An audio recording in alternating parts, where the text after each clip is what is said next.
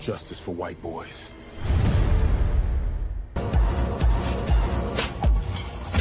Tell us about the plan to end hunger. Well, it's quite simple, really. Almost facile. I looked at hunger as a supply and demand problem. Too many hungry people. Simple. Rather than reducing the number of hungry people, simply reduce the number of people using involuntary euthanasia for the weak and unfortunate and turn them into compost for our crops. It's simple. Let's go!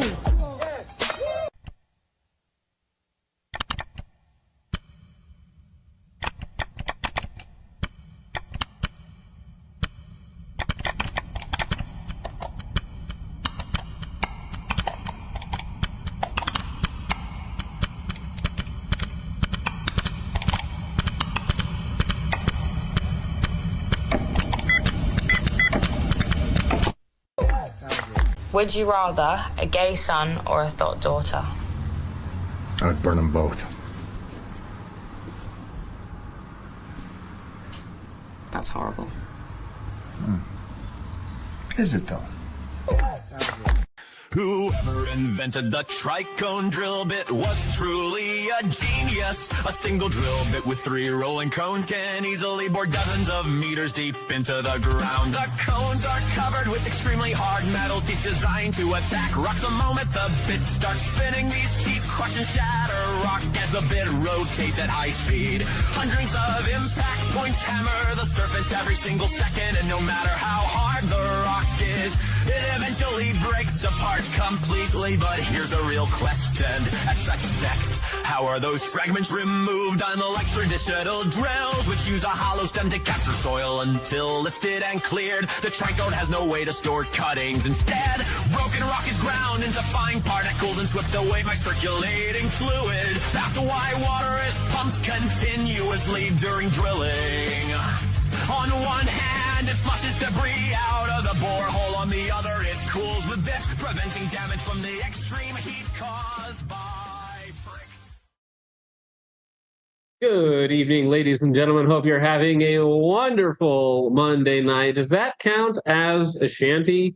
If it's talking about a Tricon drill bit, that still counts though, right? The vibe of it all. But anyways, I hope you all are having a wonderful Monday night. We are joined by the controversial, so to speak, at least in my community, apparently Pacific Northwest Guerrilla. How is your evening going, sir? Howdy, howdy. Doing pretty well so far. How about yourself? Good, good. Glad to have you on. It's been a bit of back and forth over the last week or so to get a date lined up, but this should be fun. How's the week going so far? So far so good. It was a rough weekend, as I told you pre-stream, but we're going into it strong. Here we go. All right, Jake, Richard, how's your guys' day going? Good. Fantastic. Excellent. You guys happy to be here, Jake? You seem enthused. I'm so enthused. Couldn't even express it. Don't have the words. All right. For it. Well, we are going to. So to kind of set this up, there's a couple guys in my community who have been like, you've got to talk to Pacific Northwest Guerrilla. You guys line up on, political, some noticing, a little bit of here and there, some of our woes with society, so to speak. And that's like half my audience, There's another half of my audience who's like, you can't talk to Pacific Northwest Guerrilla because of XYZ thing that he did in the past. And it's like, you can't do that, John. Now, in my opinion, it's like, well, I don't really care. Like, even if somebody is like a terrible person, like it's fun just to have them on and talk to them about it at least. And you were more than willing to come on and talk about all the stuff. So I think that's a point in your quarter to start, because I don't really think we've ever interacted before. Like, I think I follow you on X and that's about it. Yeah, I don't think we ever talked before. I don't know how.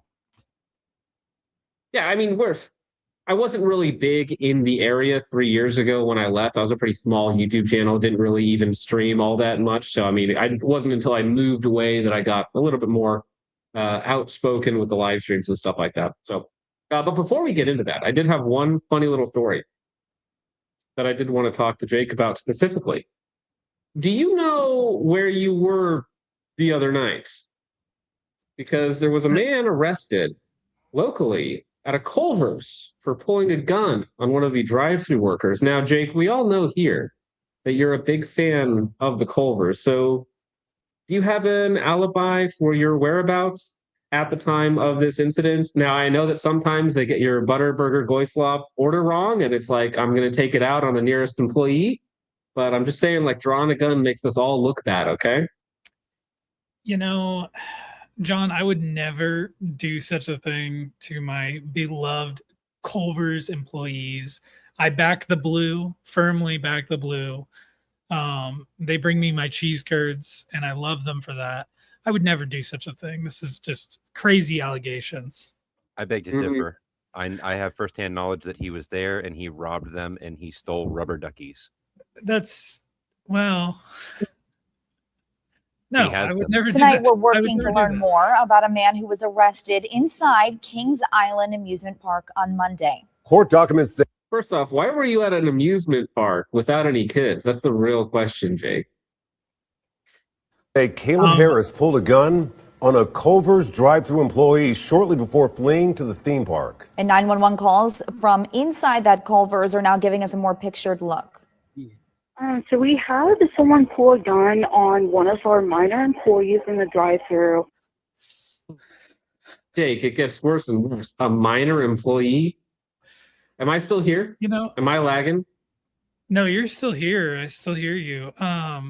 This is not anything I would ever do, John. I like I said, I love my Culver's employees. They're fantastic people. And I would especially never pull a gun on a minor. That's wrong. These allegations, they concern me. Okay, I'm not. I would not do. You're taking them seriously. Yes, you need to hire a PR company to help you get out of this. Probably do. I probably do. Stereotypes were harmed in the making of this news broadcast. Yes, exactly. Well, all right. Let's go ahead and get into the real meat of the discussion then. So, PNW. Do you want me to call you PNW, Alex? Like, what's the best way to refer to you? What are your pronouns? No preference to my pronouns. All right. So I don't know where to begin really. Describe what you do in the industry. You run a company, your YouTube channel. Just give us the rundown for the people who aren't aware, and then we'll kind of move into some of the other stories and allegations therein. So I run a military surplus company. I have a kind of shitty YouTube channel. Mostly popular for ratioing politicians on Twitter these days. Which is kind of like low-hanging fruit, let's be honest. Used to be popular-ish on Instagram. I think that's where the vast majority of my drama really stemmed from. And my time on Instagram being a an influencer, oh God, they're unbelievably cringe. And I can understand. And you know what? Even I look back at my content and the crap that I said for my Instagram days. I'm like, no, I deserve the hate. It was rough. I'm not gonna lie. Well, I mean, that's what Instagram is for, right? It's for posting cringe. So you run a military surplus company out of Washington State, which is like nightmare territory because of taxes and everything else. Like, if my lights would turn on, please. There we go. The automatic lights in the shop are annoying. So running a business, you have a YouTube channel, you have an Instagram, your X account's pretty big, pretty popping all the time. It is low-hanging fruit to, kind of beat up on retards, essentially, right? That's what we're doing is beating up on like retarded politicians and making fun of them. It's fun, but it's like popcorn, it's not really very fulfilling. It's not going to get you very far. But let's start out with maybe one of the more serious allegations. So you put on like events where people get together IRL, right? And that's like one of the more important things, I think, for people to actually have a community, to have people to get together with like-minded individuals where they can discuss things IRL, where they can network, where they can work together, where they can build these, whether it's a parallel economy, or they can do like FTX events, or they can do just generic things that guys do together, right? Now, back in the day, this was a couple years ago, I believe. I don't have the full details on this, but there was a gentleman that you had hanging around who was a known like federal asset, right? Maybe not known to you at the time, but walk me through all of that. So you are referring to the federal informant William Coleman. I just brain dumped his handle at the time. So when I was informed that he was potentially a federal informant, and nothing had come out yet, no like actual proof had come out yet, and all there was rumors. So I had hosted I forget what I called it. It was like PNW Range Day 2019. And he had come out to that event. It was like 90 some odd people that had come out to this flat range day that I hosted up near Concrete, Washington. He came out to that event, and from that event kind of spurred more open events, which did not last very long because the Fed allegations, started up, and I kind of went dark for like a year or so, just because I had never handled that kind of drama, and I didn't know how to handle it, honestly. But he came out to one event. We were going to host another event, and someone had told me that he was dealing with a lot of all of the like federal stuff going on in Oregon with the Bundy Ranch situation. Yep. And someone had told me that he had been to that, and just to look wise of him, and kind of keep your eyes on him because he might be a federal informant, or like some things that he done was weird.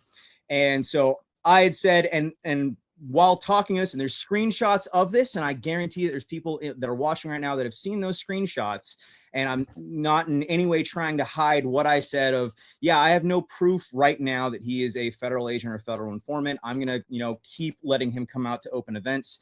This was by no means a closed event. This was not one of my friends, of which the internet will say. I have seen this man 3 times in my entire life. He came out to another event. We even discussed him being a Fed. Because I asked him, just dead nuts to his face. I was like, hey, I was told by someone on the internet that you might be a federal informant. Do you have anything to say to me from this? Now, this was after the conversation with all the screenshots that a lot of people will see from Instagram. So I asked him about this. He denied absolutely everything. After that camping trip, then the screenshots came out of me after that camping trip. So the screenshots had already happened before that camping trip. I asked him about everything, and then the screenshots went out, and then the news story came out as well that he was in fact a federal informant and that he had testified as a federal informant. So as soon as he testified that he was a federal informant, he deleted all of his counts. He left every single group chat, and that was let's see, that would have been winter of 2019, and I still have not heard from him since.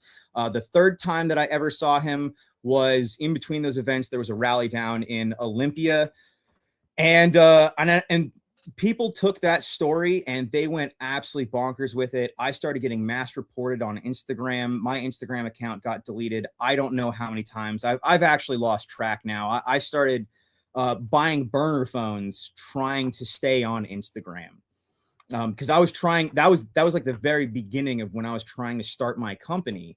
And so it was like every 3 or 4 months, I was buying a new cell phone because I was desperately trying to stay on Instagram.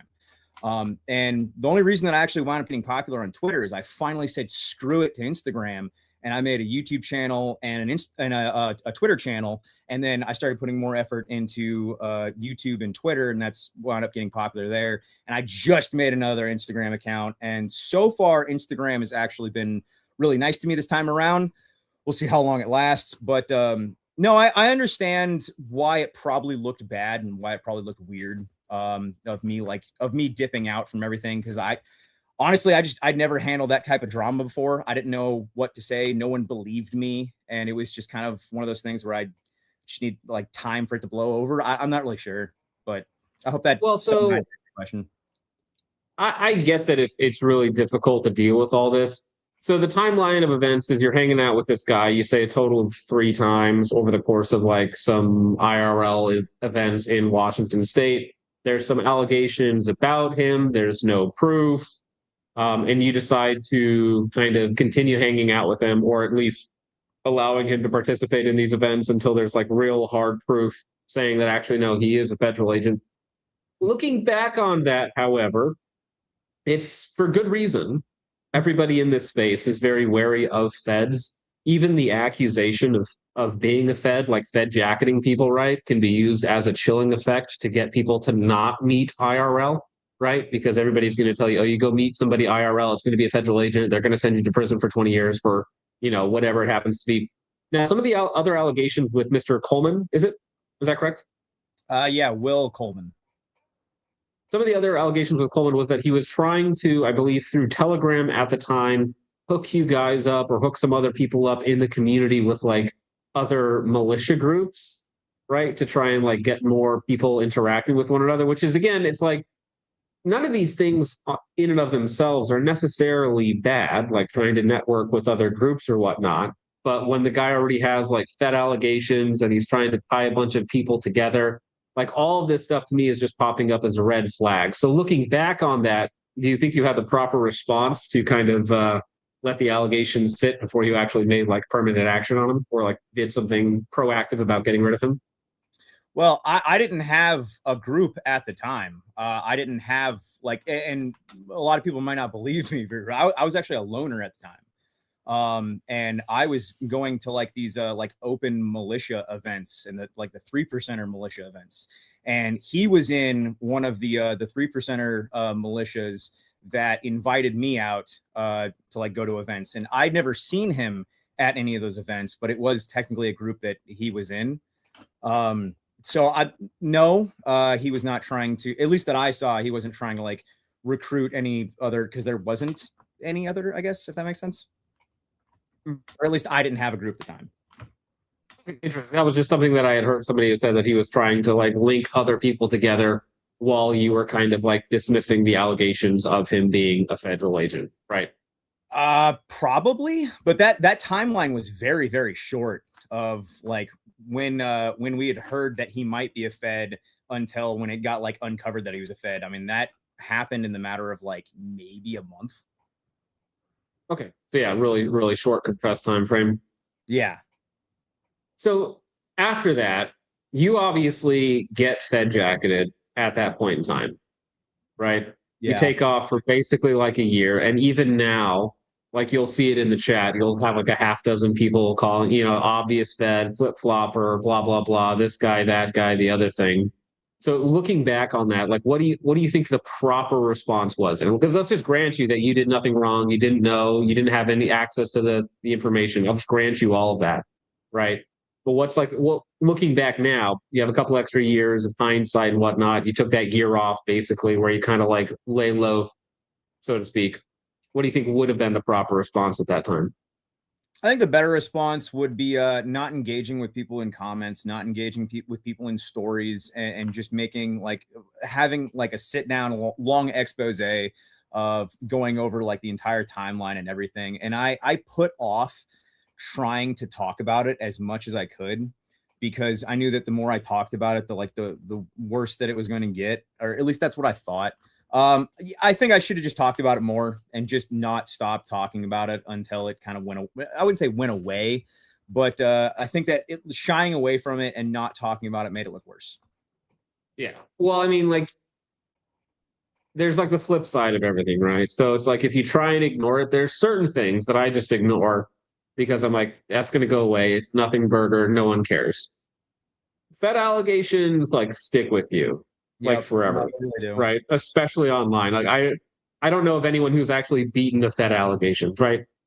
Whether it's you, Nick Fuentes, anyone in between, right? Whatever size they happen to be, once you get Fed jacketed, like it's basically over at that point. And for the people who don't know, Fed jacketed is just when people give you the label of Fed based on like suspicion or like really minimal evidence, right? And then you always get that label of Fed, and then everything you do going forward, it's like, if I'm like, hey guys, we're doing a range day next year. It's like, well, he's a Fed, so of course he's doing a range day to try and get people into one location so that he can get all their info and he can, do this XYZ thing. And it's like, or maybe he just wants to have like a range day, It's like some of the big YouTubers, like Iraq veteran 1488 back in the day when he was doing his range day type stuff. It's like because he didn't have any Fed allegations, nobody cares, right? But if you have the Fed jacket and you try and do anything IRL, everything going forward gets tainted with that. No, trying to host open events in 2019, 2020 was way easier than it is now. And I understand that people also had more time and money back then than they do now. But no, there's a lot of people that are spooked by me, and there's a lot of people that have, and I don't want to say good reason, but understandable.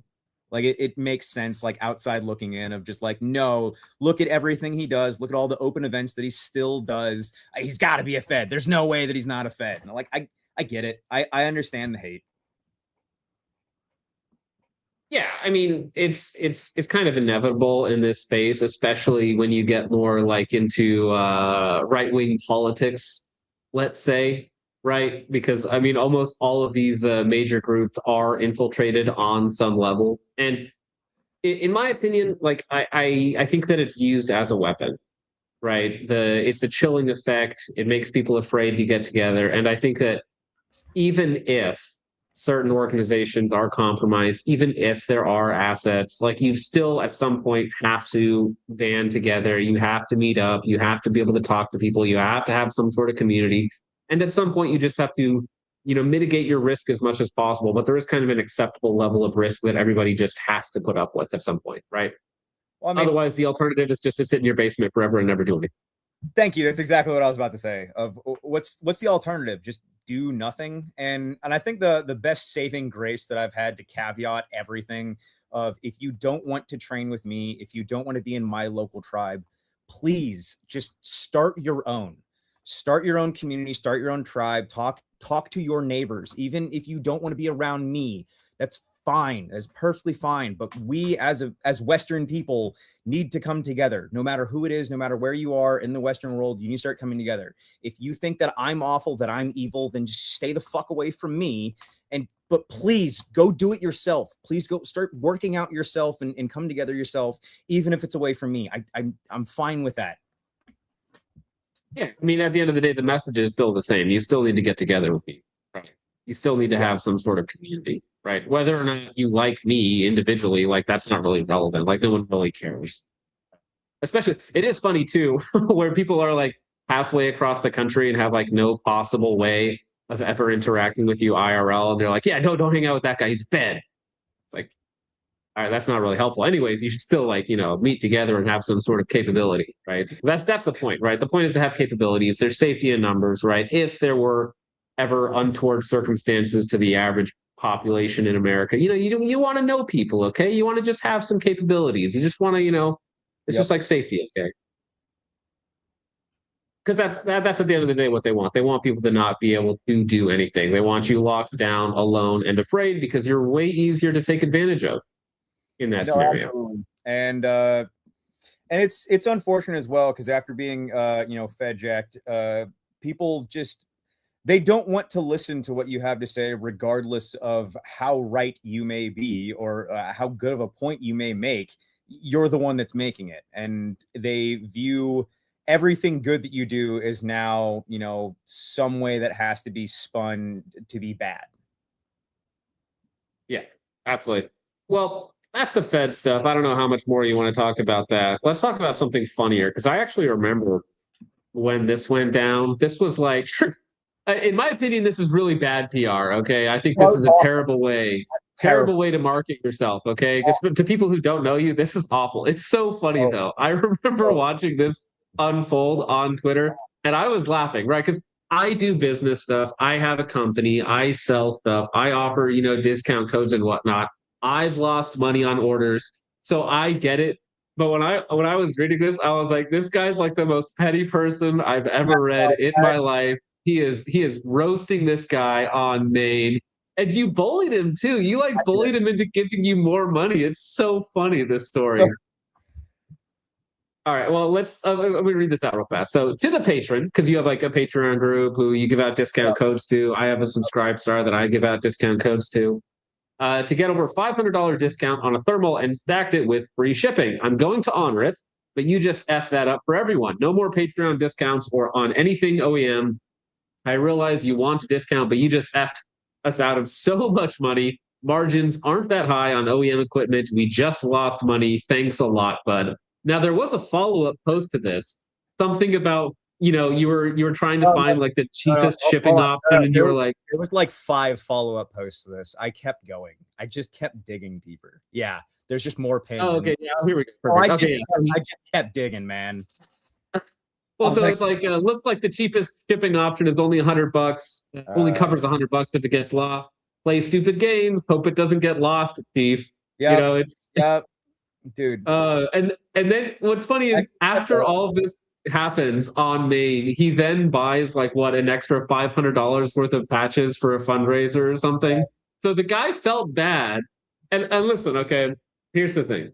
In my opinion, as somebody who runs a business who has similar, setups to this, so to speak, when I've lost monies on orders, I've not been mad at the customer. I've been mad at myself for allowing that to happen, right? And so to me, I'm like, taking that out on somebody in public, dude, that's like, that gives me pause. I'm like, bro, I don't know if I'm giving this guy money. Okay, if he's going to take it out on me publicly when like I'm just using the codes he gave me, like, well, what? It's like, okay, I have like 1,000 discount codes for Guisley, right? If Guisley called me or like posted me on their main feed being like, we just lost $300 by John using this discount code, I'd be like, you're handing these out like candy, dog. What's your problem? Like, this isn't my fault. This is your fault. I will say right off the rip, it's impressive how much you can learn in a singular year. And that wasn't even a full year ago. And I can still look back on that and cringe and be like, oh, bud. Oh, what were we thinking there? Yeah, no, that was when I was writing that, that's not how I thought that would read at all. Like, I was writing that like thinking, how I like motivate, like roughly and motivationally like bully fat people. And for some reason I was like thinking that in like the same way of like bullying my patron of like, that there's no way that he didn't know that I had just started selling thermal and night vision that weekend, and that I wouldn't have the correct coupon code set up, that it wouldn't have worked, that the patron code wouldn't have worked for OEM stuff. Now, absolutely, it was 100% my fault. There's no way to see it any other way that wasn't 100% my fault. Dumbest PR move ever. And yeah, bullying my patron. I don't know what I was fucking thinking there, man. I'm gonna be real. Well, okay, so I actually want to know though, how did that conversation go? Where you're talking to your patron guy, and he's handing over like an extra $500, like he's refunding the coupon code that he used. Like, how did that work? No, so he worked night shifts actually. So when he bought that, he had literally just got off work. So when I was messaging that, he wasn't even awake. So I didn't see he didn't even see me messaging any of that. He didn't see any of the posts until like halfway through the day. And he's like, so he saw all the posts, everything, and he's like, oh shit, my bad. I didn't even think about it. I'll donate some stuff to the Patreon fund and pay it forward. And with the Lethally Poor fund that he donated, we've given like a bunch of people rucksacks for free and some blankets for free. So I mean, it did pay it forward. But yeah, no, that the conversation, he was in no way, shape, or form was he like upset about that or anything, which he should have been. I'm gonna be real. And he had every right to be mad at me about that. And the backlash that I got from it, completely justified. 100% justified. If you know what, if anything, maybe I didn't get enough backlash for that, because that was dumb. Like yeah, there was quite the peak of interest in that one specifically. No, right? And essentially it's like people usually don't take the company side, like even if it's a small company, right? Even if it's just a mom and pop shop or just a couple of dudes, right? If the customer like exploits the system that you created, it's like, well, it's kind of like on you, right? So obviously, and then the whole drama about calling him out publicly rather than just canceling the order, right? Because you could have just done that too. You could have just used your right to refuse and just canceled the order outright. You know, Well, that's the other thing. I think that like in my head, I was like, like, oh, this is gonna be a good PR thing because I still honored his disc. Yeah. No, well, maybe if you had been like, hey, we just lost a bunch of money on this order because I screwed up. My bad. We're honoring the order, but going forward, hey, we can't do this, Yeah, no, Patreon discount on OEM stuff, right? There could have been a good way to phrase that. I could have wrote exactly what I wrote, and if I phrased it better and taken accountability for my mistake, then it probably wouldn't have looked absolutely terrible.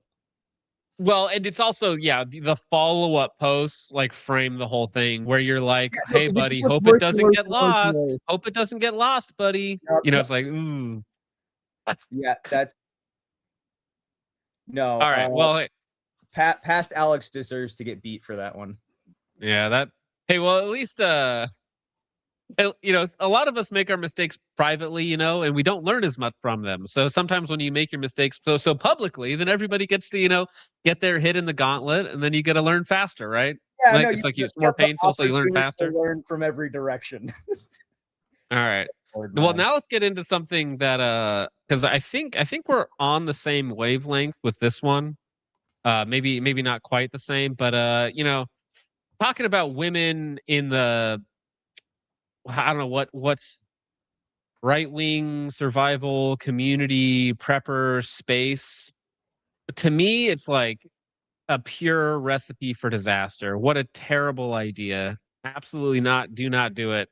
Now, I got a lot of people in my Discord, and I'm like, why are you guys complaining about this post? Because I'm not a woman respecter.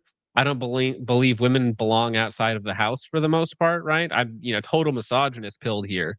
So for me, I'm like, this post like makes sense from a certain lens. But my guys, there were certain people who were like upset at this for like misogyny reasons, and I'm like, I think you're in the wrong place, buddy. Like this isn't a place for you here if you're a woman respecter. Okay.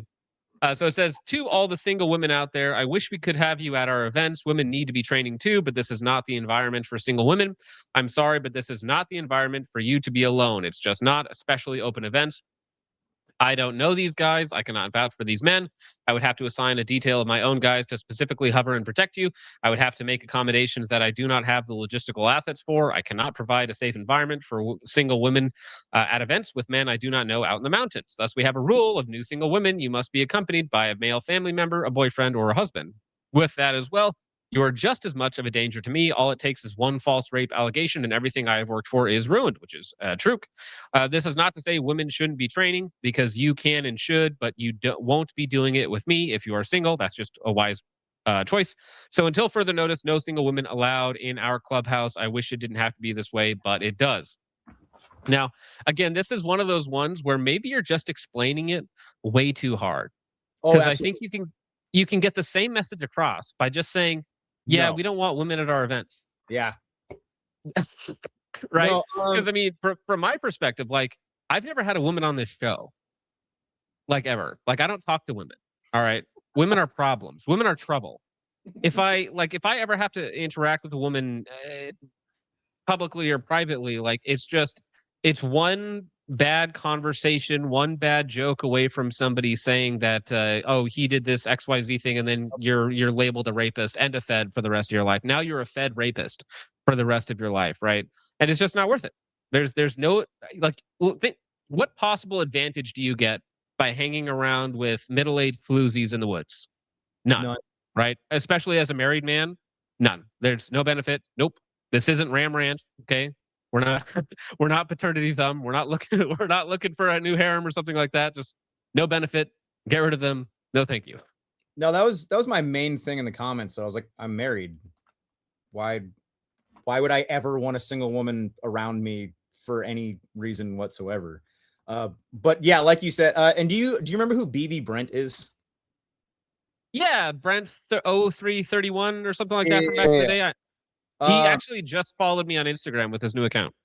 Yeah, he got slapped with a supposed false allegation a few years ago, and that was one of the main reasons that I made this policy. I was like, I don't want to get wrapped up in some fake allegation. I mean, like while I was active duty, I saw guys get their entire careers ruined because of false allegations, and I didn't want. But like you were saying, it would have been so much easier to say no girls allowed. Like I didn't need all of that. That was not necessary.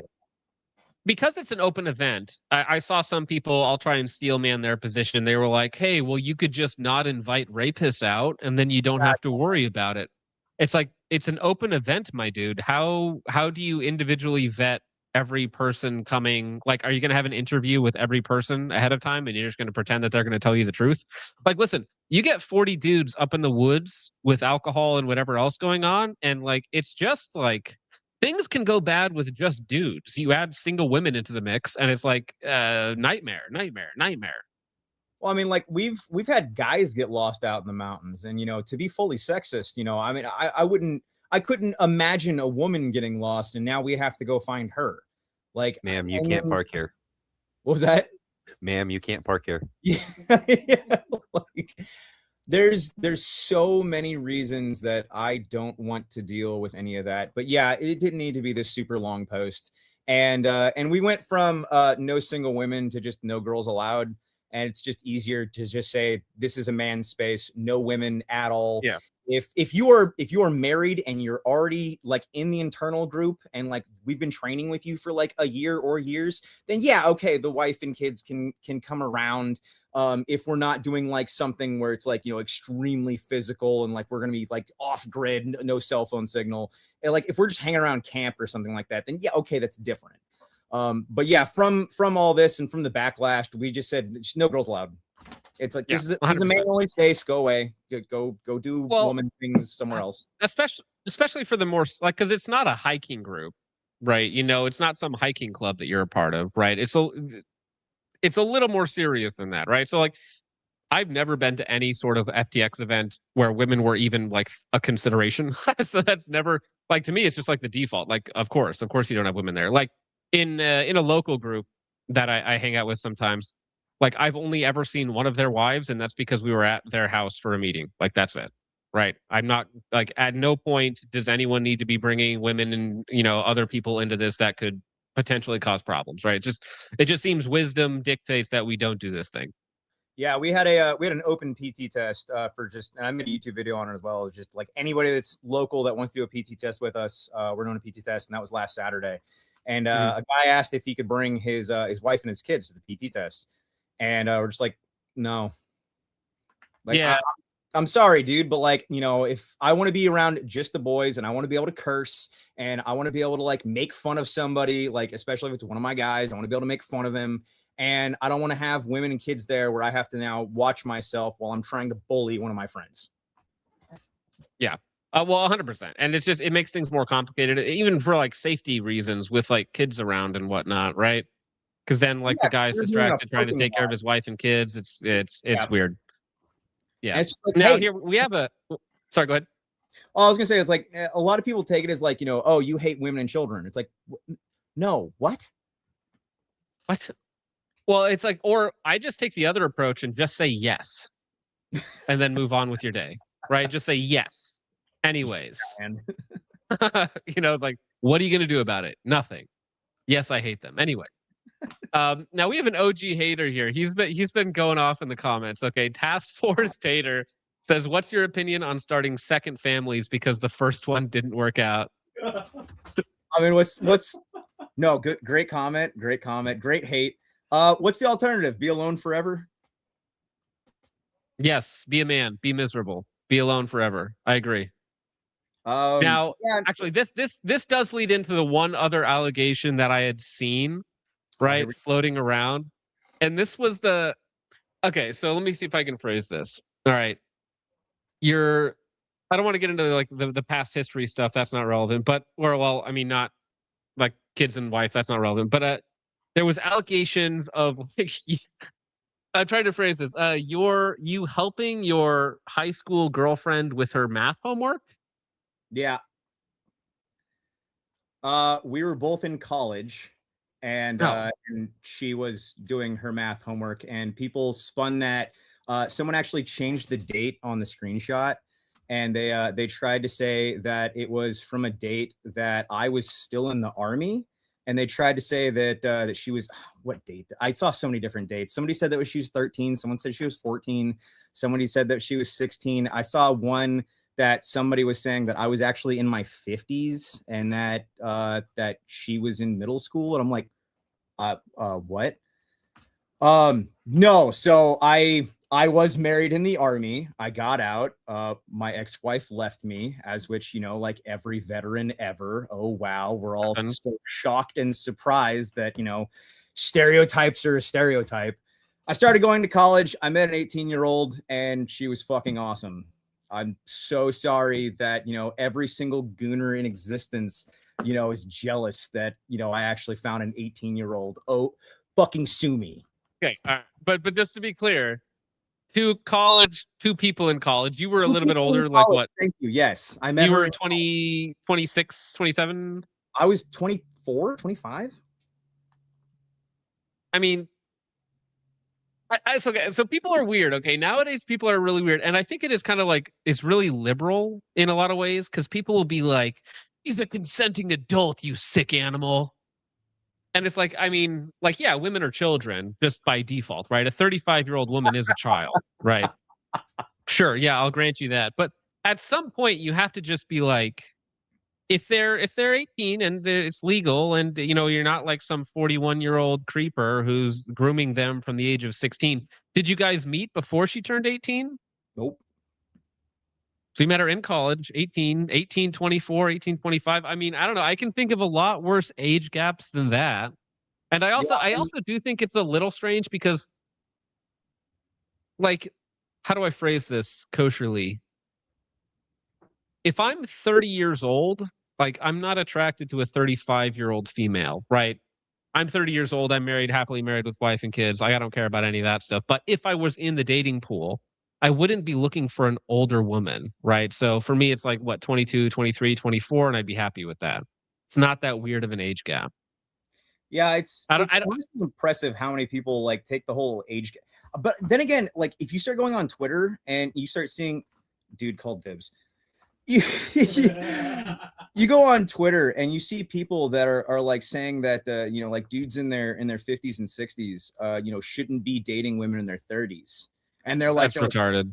Like it's you see retarded all the time, and that just kind of proves to me that people are just stupid when it comes to age gaps, no matter what. They're like, wow, I can't believe she was in her 20s. I can't believe she was in her 30s. Oh, I can't believe she was legal. Blah blah blah blah blah. You know what is funny though, like think about, so it's like you're both in college, you're 24, 25, she's 18, which is like, it's a little bit of an age gap, right? It is like a little bit outside the normal, but then it gets like exaggerated to where like, oh, he's 30 and she was 16, and then like the next guy's like, no, he was 14 and he was 40, and then it just keeps going until you're like, you know, Jeffrey Epstein with a 7-year-old child, and it's like, well, this kind of got blown out of proportion here a little bit. So I don't know. Yeah, because I was told it was a high schooler that you were dating when you were like 30. And I was like, well, that's weird. That's strange. That probably, you know, if you're picking up your girlfriend, you know, from junior high, it's like, oh, we now have problems, right? We have much more serious problems to talk about. The biggest thing that actually, I wouldn't say like cleared my name, but the biggest account that helped me a lot, and I even let him do like an entire like deep investigation on me, was Shades on Twitter. And because there was when I got off of she was unborn and he was 1,000. I am a demigod. When I'd gone over to got over to Twitter and started getting popular, then you know all of those rumors from Instagram did wind up following me, because why wouldn't they? And Shades reached out to me and he's like, hey man, if you are legit, if you provide me with all of your information, date of birth, social, all that, and you do the same for her, you know, I will, you know. And he was saying that like he had like a lot of access into doing like deep exposés, kind of like a CoffeeZilla and those private investigator guys. And he did a huge deep dive, you know, said that I was legit and made a bunch of posts saying that I was legit. And from there and since then, I really haven't heard much of that drama, which was kind of a nice relief. And I wish that I could do something remotely similar with the Fed allegations, but at the same time, it's at a certain point you just kind of have to, like you were saying, you have to just like say, some people are going to believe me and people aren't going to believe me, and you just got to push forward. Yeah. Well, I mean, think about the list of allegations you've been through, man. So you've been through the Fed, the rapist, the pedophile. Like, you literally got the trifecta of allegations against you. Next, they're going to say you're Jewish. Okay, that's the next allegation. So you're a gay and gay too. So gay, pedophile, Jewish, Fed. I just did like this whole, like, because my mom did the 23andMe, and then the what's the other one? The DNA. I don't keep up with the DNA test stuff. I don't know. Sure My mom sold off all our DNA. Thank you much. Woo, go team. So she got all that back, and 0% Jewish. So 0%. And have you posted that publicly? Okay, because that was the thing. If you remember, you haven't posted it. I have not posted that publicly, but I could. Okay. Well, because I'm just saying, Fishback, if you remember the Florida politician, he was like, I'll post my 23andMe so you guys know, what exactly I am. And then he never did. And then you're like, why is that? Why didn't you just, if you have it, you should just post it, right? It's pretty simple. So, well, I have not that complex. Hold on. I have my mother's and my grandmother's, because my dad is dead, so I can't get his. So, oh no. Apologies. Well, it only counts on the moms anyways, because they're matrilineal. So you wouldn't count if it was on your dad's side. Okay, so I have my mom, so we're clear. Yeah, should be clear. Okay, well, hey, that was fun. That was 45 minutes of interrogation, intense interrogation, and I'm sure that'll rile people up. Yeah. 100% Hoplophile says 100% Nick new inbox Smith & Wesson MP Sport 1 owner. Okay, taking it all the way back to a Sport 1. Of course, Hop is in here. Why wouldn't he be? Yeah, he's hanging out. Okay, well, let's talk about gun stuff. Okay, this will be more fun anyways. So Mod O Memes, a great meme channel that you should all post. He posted this to Instagram the other day, and I just want to talk about it because I agree. I love FRTs. I love the idea that we can circumvent NFA restrictions with like the world's simplest device. I like it from a technological perspective, from kicking the NFA in the nuts or whatever the people say kind of perspective. But the people, who market the FRTs need to be taken out and shot. Like the people who hand them out to the nearest ethnic and say, just go hog wild and this is our marketing material. Like, you just need to be put through a wood chipper. Like, I think that's what should happen to you personally. I hope that's not too harsh, but I think the wood chipper is where you belong. So he goes on, he says, F it, there's a real issue in the FRT space that no one's got the balls to talk about, so I will. A ton of FRT manufacturers use low IQ blacks. Some would say that's redundant. Doing very unsafe, likely illegal things to promote their products. That's just a fact. So from here on out, I won't be recommending any brand that does that. Fortunately, almost all the ones I do speak highly of don't do that, but I did catch one today. To the manufacturers that see this, do better, represent yourself better. Don't forget, the people that want to take away FRTs are watching too. Just I don't know if you guys ever see like XYZ new FRT company pop up in the wild, and the first video that they share to their story or on their main page is like an ARP, no stock, just absolutely sending rounds into the ether. And people are like, oh, look, they got this switch on it. Yeah, it is switch on it, but it's legal. This switch legal. And it's like, hey, maybe you could stop doing that, please.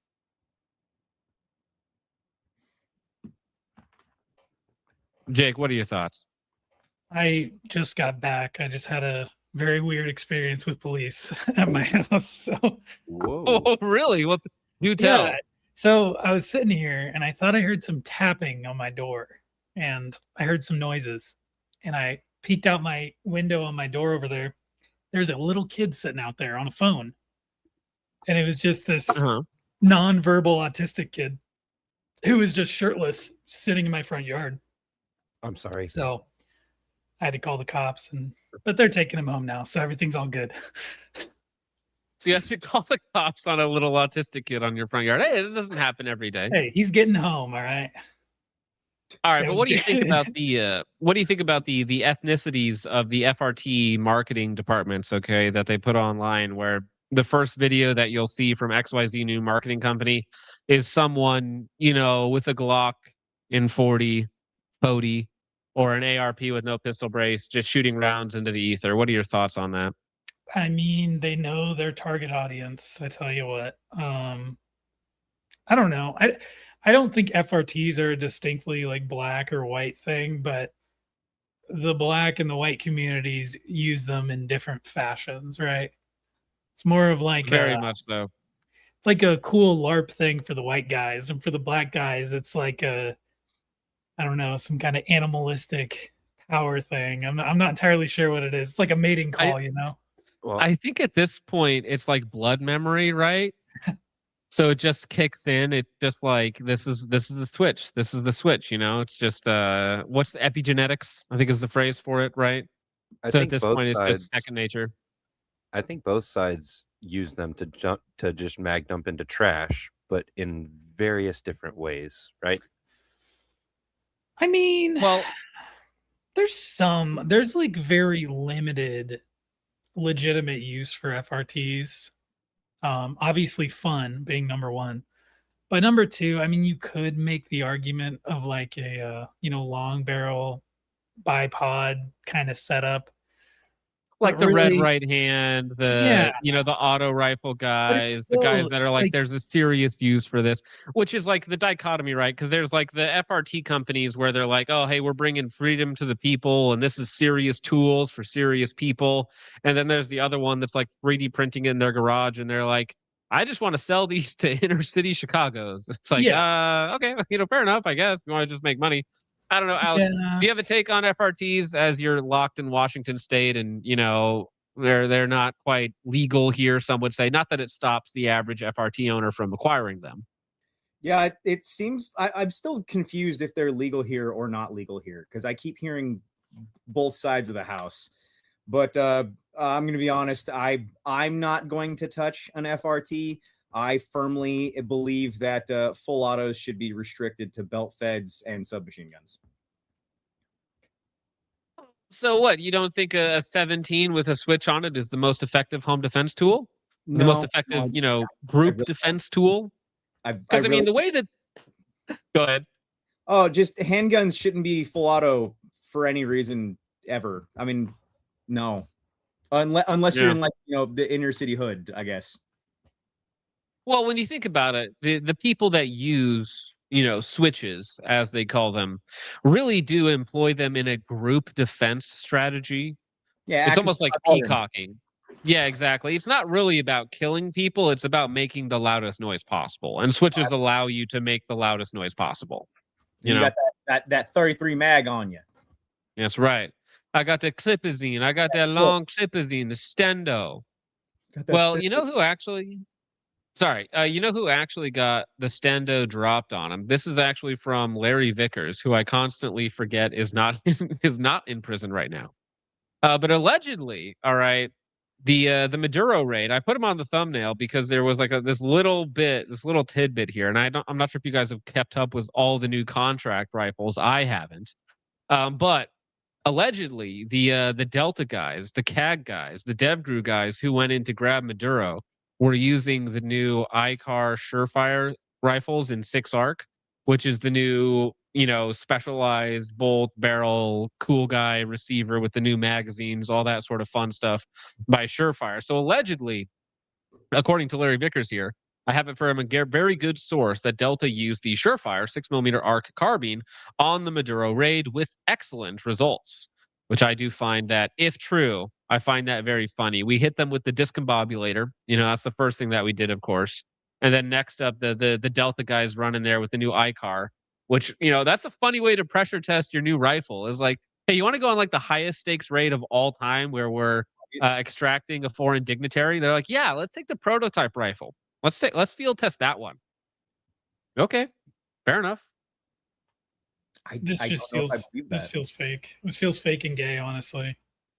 You don't trust Larry Vickers? No. All right. Wait, actually, No, I speaking don't. of feds, didn't he have to turn evidence on one of his buddies to avoid jail time? Yeah, I believe so. Right? Wasn't that part of his deal for importing machine guns illegally? Ugh. Yeah, the Russian broad. Yeah, GB Gun says, is Vickers out of jail yet? Yeah, I'm pretty sure he like never actually went to jail. He was just in litigation forever. So Yeah, I believe it was just stipulations that he had to give up a majority of his guns and a few other things as a result of that. Jonathan, Goy beamed and then hit with the meme caliber, as Yamake says. What's up? Jonathan, as I was dealing with missing children, did you ever get around to asking PNW the most important question of them all, the breakfast question? Oh yeah, how would you feel if you didn't have breakfast this morning? But I did have breakfast this morning. See, you're joking now. You're joking. That's not the right answer. That's a very ethnic answer for a man with that beard. This is gonna haunt you for the rest of your life, PNW. It's over, dude. You think it's a joke? It's not. Oh man, that's yeah. I think unfortunately, and probably a lot of guys in the audience can't rotate the apple. Yeah, well, we actually have a guy who we hang out with sometimes. Logan sucks at shooting. He doesn't actually suck at shooting. But he actually has there's a word for it. The guys who do not picture anything in their mind at all. Yeah. Like nothing. Like it's gray. Like, so if he tries really hard, he can like picture a gray outline of something, but he actually has like no internal picture at all. When he closes his eyes, there's nothing. Just like wild, right? To me, who has like, a 3D memory and stuff like that. Like people who can't picture anything in their minds. He did have a part of his brain removed, to be fair. Yeah, he got a mild lobotomy. But people who can't picture things in their mind, like, I mean, they're kind of like field equipment or like farm equipment, right? They're like a different level. Like that's like you're good. Like I'm not gonna hate on you there. I mean, I will because it's funny, right? I mean, think about like closing your eyes and the entire world just goes black, like instantaneously. There's nothing, right? It's almost kind of like a terrifying existence, right? Because like when I close my eyes, like I'm still picturing everything around me, the people, the things, the places, what I'm going to be doing, all that sort of stuff. But just closing your eyes and it's like nothing. That terrifying existence leads you down the road of anime, apparently. Well, so here's the thing, John. It would only be terrifying for you because you know what it is to have that. He's I guess never that's had true. But it's such a weird. It just seems weird to me. Like it is. Like it's literally like an on-off switch. When you close your eyes, there's nothing. Whereas like it, for us, for most of us, anyways, there's still something when you close your eyes. I don't know. It's weird. Like I mean, John, if you were a black man, would you be terrified when you see a black man? Yes. Yes. Okay. All right. So I guess it's a little different. I would be arguably more scared because I have a higher chance of. It's true. Well, listen, but you can't explain per capita to them, so it doesn't matter. They wouldn't get it. They'd be like, but white people commit more crimes than black do.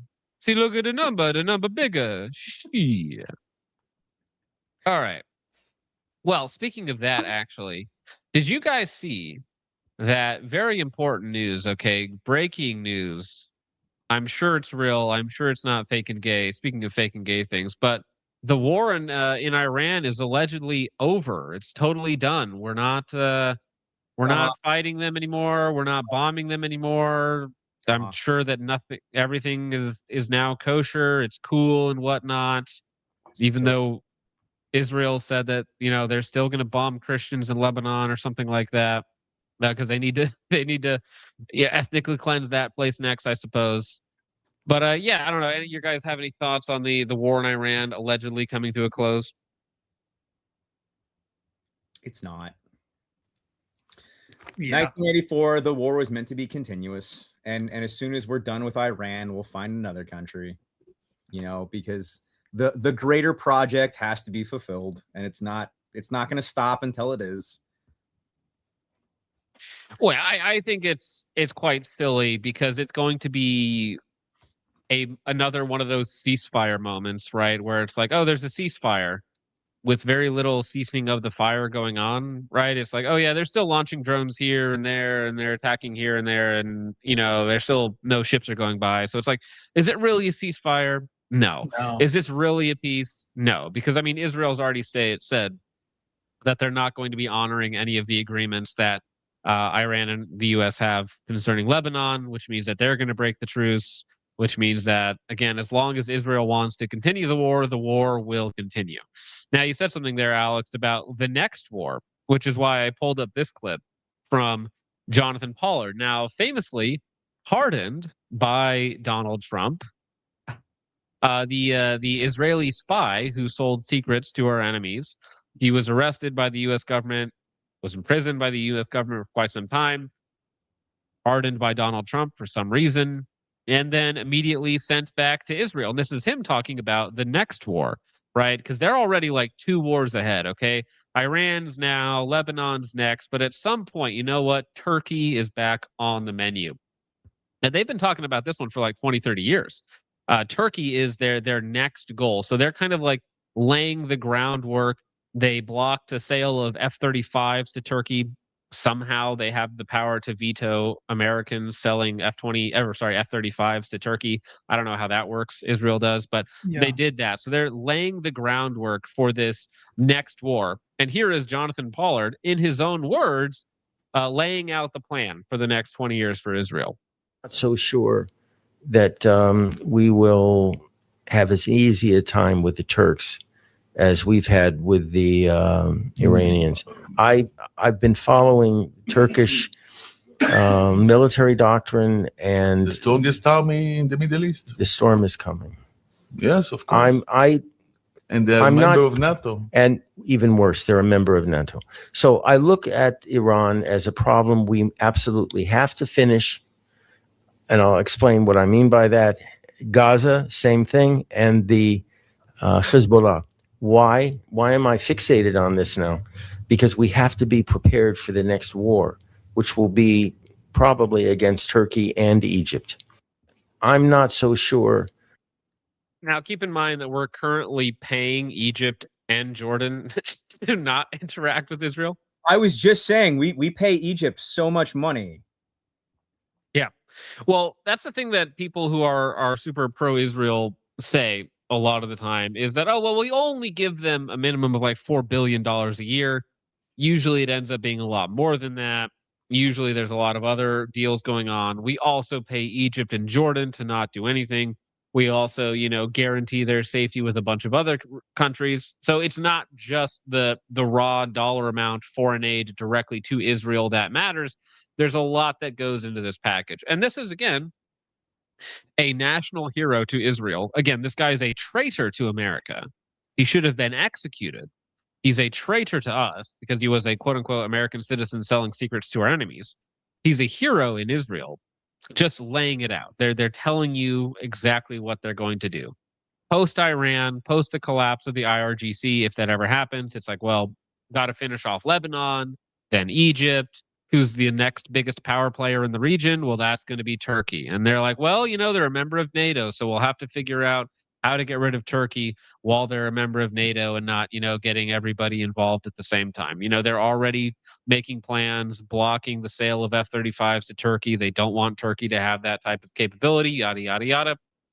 So the war in Iran is merely the next step for them. I don't think Israel has had a single one of its neighbors not get toppled successfully at this point in time. So their track record's actually pretty good when it comes to getting the U.S. to do their dirty work in the Middle East. And so unless something drastically changes with U.S. politics here, I don't think that anything is going to change in the Middle East in terms of warfare. I also had to look it up because I couldn't remember. I knew it was thousands, but I couldn't remember. Since October 7th, Israel has broken 3,200 ceasefires. That's it? Yeah. That's like, well, how is that even possible? Isn't that like 5 a day, 4 a day, or something like that for the last 3 years? Is that what they're saying? You can literally just Google it. Like, that's the first result. And it's like, oh. Well, it's probably like because they had ceasefires in place, they're probably counting like every individual time they broke the ceasefire, which is that's fair, right? I would say the more important number is like the IDF admitted to killing like what was it, 75,000 children in Gaza, and they at least many. yeah, and well, it's like that's the numbers that they've released, right? Which it's probably worse. Like you could just look at before and after pictures, and they're just like leveling it to the ground, right? No, Just I absolutely made a video leveling on that recently of, if you look at all these, what we believe is third world countries in the Middle East, everything's rubble. And I'm like, well, where do you think that rubble came from? Those were cities. A lot of people don't realize that because they grew up, during Iraq and Afghanistan, that they forget that those all used to be beautiful cities, one point in time. Oh yeah, it is weird to look back just a couple years ago at some of the infrastructure in Gaza, and it looks like modern. It looks like you could have just walked down like in a street in any European town or American town or something like that. It looks like very modern with like futuristic style buildings and stuff like that. Like big glass arches and stuff like that. Gross modern art, but still, it looks like modern. And then nowadays, it's all just. If you Google Afghanistan college or girls in college, it's literally like women. There's like the beautiful streets, and there's women going to college, and they're not hijabs. They're in like normal clothes. They're in dresses, holding school books, and everyone views Afghanistan as this, just like blown to shit third world country, and it wasn't in the 70s before Russia and America, and then America again, and then America again. Right. Iran was the same way. America for 20 years. Well, Yeah. Iran was a series of American interventions that did not go well, and that we directly led to where we are now with Iran. No doubt about that. Yeah, that's kind of the funny thing about it. All these Middle Eastern countries are total shitholes because of either Israel directly or because of Israel's influence on us. Depending on what you believe about 9/11, mostly Israel's influence on us. Well, it's regardless of what you believe about 9/11 itself, you can say that it absolutely worked to favor the Israelis. Like, even if you're not like all the way down that pipeline, it's not relevant. It absolutely played in their favor. 100%. But and now with this Iran thing, we're going down this path where we didn't win. Even if we signed a deal, like signing a deal is a loss, in my opinion. Like, I do not like the Iran war. But at this point, if we sign any kind of deal, we've given up. We've lost. Maybe we achieved some kind of strategic goal for Israel, but in the long run, we just kind of made everything worse. And we lost a bunch of military equipment, and we lost. Is the death toll still at 13? It's 13 Something today like if you don't count like some of the other deaths and stuff like that just happened to be like related to it. Like, today we had like a B-52 go down at Ellsworth Air Force Base in LA. I think it lost 8 crew members. That was on like some sort of test flight. So it depends how you calculate the numbers for the actual conflict itself. Not to mention like, thousands of people in all the neighboring countries, all of the infrastructure damage when it comes to like oil fields in the area, when it comes to the shipping delays, when it comes to the global supply chain, right? Because you're still going to be feeling the effects in terms of expensive power prices, expensive oil prices until 2027. There could be food shortages in certain areas because of the lack of fertilizer over the last, what is it now, 4 months? 3 months, 4 months. Yeah, but it's so. It is going to be felt. The ramifications are going to be felt for quite some time. The U.S., the top generals in the U.S., were urging Congress to approve more spending on munitions because of our reduced munition stockpile, like 2 years ago. All right, and we spent over $1 billion a day in terms of defenses, in terms of interceptors, in terms of all of these things to try and keep our neighbors and Israel safe in the Middle East, right? And so now I imagine our stockpile did not magically get better. No. Over the last, 12 weeks of fighting or whatever it has been. I imagine it's actually an even worse than it was, which again means that we can't sustain any sort of real conflict. Like, Now, China's not going to do anything in Taiwan or anything like that. But just hypothetically, imagine if they did, right? We would be at a much reduced capacity for actually stopping them from doing something, right? Just because of our reduced logistical supplies. Yeah, I mean, we've sent a lot of our stuff to Ukraine. That's where it's gone, right? That's why it's why we have such low stockpiles, which is just being used to kill white people. Which is just awesome. I love it when white people kill each other. And then the whole win conditions for this war, right? We're not going to achieve any of them. Trump is saying that we'll sign this treaty and then they'll let us send people in to go collect the nuclear material. Wow, I doubt it. I doubt any of that's going to happen. And is that really worth everything that we're going through right now? I really don't think it is. It is so really other upsetting. than allegedly, so nobody's seen the exact details of the deal, but allegedly it's like all of the sanctions get removed from Iran. They get X amount of dollars in terms of like their assets and whatnot returned to them, which is like billions and billions of dollars, right? And they get to, at some point in time in the future, maybe turn over their nuclear material, which probably will never happen. It's also like impossible to verify that. I don't know how you would verify that. Because I mean, how would you know if you got it all? How would you know if they gave you all the enriched? Like, it's not even possible. And to be honest with you, like from Iran's perspective, why would they ever give up their one possible line of safety, which is a nuclear weapon? Why would they willingly give that up? Right? Because from their perspective, the only thing that can protect them from Israel and by extension the US is some sort of nuclear deterrent. Yeah. I mean, if I was Iran, I wouldn't be giving up my nukes. I'd be hiding those in every way possible I could. Well, I mean, would you trust the benevolence of Israel and the U.S. to not try the exact same thing again after you give them your biggest playing card? I mean, the only people that do are either paid off or have been brainwashed to know tomorrow. Mm-hmm. And it honestly is fascinating how many people have kind of come around to pretty much the same opinion since the days that I was back on Instagram. It's nice to see how many people are kind of on the same page with this. Well, that's kind of what I want to move the conversation into. So we've seen this I don't know what you want to call it for lack of a better term, but like a general right-wing movement of the people, the great noticing, some would call it. But we've seen that become very normalized. So from my perspective, like the war isn't worth it at all in terms of like military goals, right? We're not accomplishing any of our military goals. It's not worth it in terms of gas prices. It's not worth it in terms of like the dead, the losses on both sides, all of that. However, in terms of public sentiment, I think that it makes it impossible for normies to ignore it, right? Because normies can ignore it when it's just politicians blabbering on TV.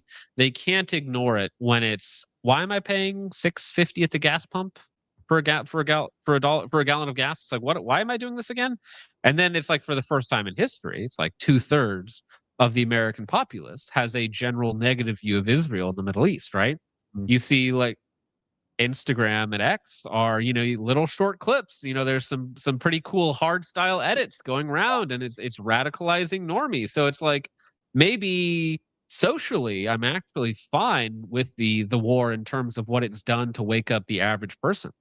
So maybe there is actually some real long-term benefit here. Yeah, but in the same rate, it also goes back into the, it does play into their hands because it's part of their prophecy that we hate them.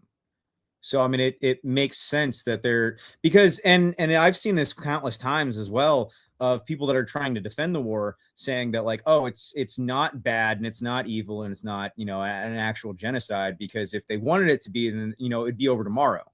And I agree that if they wanted it over tomorrow, it would be over tomorrow because, they could level Gaza in a day realistically. But they are drawing this out, and they've been drawing it out, and they're allowing it to be publicized, and that's the biggest thing that I find that's fascinating on Twitter and on Instagram. Looking back on the days, like 2019, 2020, when I was on Instagram, you say anything that is slightly wrong, and you get ban hammered. Now you could say the Overton window has shifted, and it has, absolutely. But at the same rate, we are being allowed to have these conversations. And that is one of my biggest questions is why? Why are we now being able to have these conversations and talk about these things? Well, so that's kind of the two schools of thought. So I don't really agree with that position, but your school of thought is like they're allowing the message to get out there. They're using that to sow distrust. They're using that as some sort of jumping block for maybe some future crackdown or something like that. Or the flip side of that, more of my position is just the cat gets out of the bag because the cat always gets out of the bag. Like you just look at which both make sense. Yeah. Well, so from my perspective, I'll just explain it. The cat gets out of the bag because the cat always gets out of the bag. Like it's just happened over and over and over and over and over again for the last 2,000 years since Titus Vespasianus, destroyed the temple in 70 AD, right? The same thing just happens over and over and over and over and over again. So if I had to predict the future, I'm just going to say that, you can see these, I don't know, what's a kosher word for it? These individuals who run certain sections of my lights for sure. Turn back on. All right. You can see that they're already trying to make inroads. Yeah. You can see that they're trying to make inroads with places like China or places like India, right? And they've already made statements like, India is the next hub of Jewish culture, right? You've seen this sort of like integration. So maybe their plan is just, yes, things will go bad in the U.S. Things will go bad in the West. So once they do, America's just a golden calf. Well, I mean, essentially, it's like we are useful to them right now. For now, we are yeah, exactly. And when we're not, we'll fall into infighting and we'll fall into killing each other, and they will just move to the east. And thankfully, that when that happens, our country's been flooded with millions of people from the third world. Exactly, right. That's the point, right? So it's like they weaken us as much as possible so that we're not a threat to them. But as long as they can use us, they do. And then once we're no longer useful to them and we're killing each other and we're destroying ourselves and we're balkanizing or whatever it happens to be, they're already off to the next thing. They're already off over there, right? And what's great is that, while that's happening, the vast majority of people in the gun space are just complaining about dumb drama. Because that's more important, right. obviously. That's more important. Well, but think about it this way. If you just turn on your stream or whatever it happens to be and you just scream the Jews 24/7, like everybody just turns it off. Everybody's like yeah, we get it, move on, right? So like at some point there has to be, as from a content perspective, like from trying to make something entertaining and people interacting with it, there's like a really fine line of how edgy you can be for so long, right? Because even then, like we see like the edge merchants over time, they just get boring, they moderate, or they just get burnt out and they leave, right? Or they get so schizo that they just delete themselves from the internet. Like not saying Risky Frisky's done that or some of these other guys, but sometimes you get people that get a little too schizo and then they're like, okay, I'm bouncing out, I'm done with it, right? So from a content perspective, it's about having some sort of balance therein where you can appeal to normies, but you can have a more hardcore fan base. You can have people that can have more difficult conversations and whatnot, right?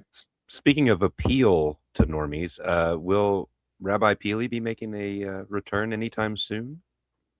Rabbi Peely has been on vacation for a while. I will be back in South Dakota next week, so it's possible. But maybe, I don't know, for Halloween this year, we got to do something bigger. We got to do something better than just than Rabbi Peely. Okay, we're going to do something cool. Better, blacker. You thinking what I'm thinking, John?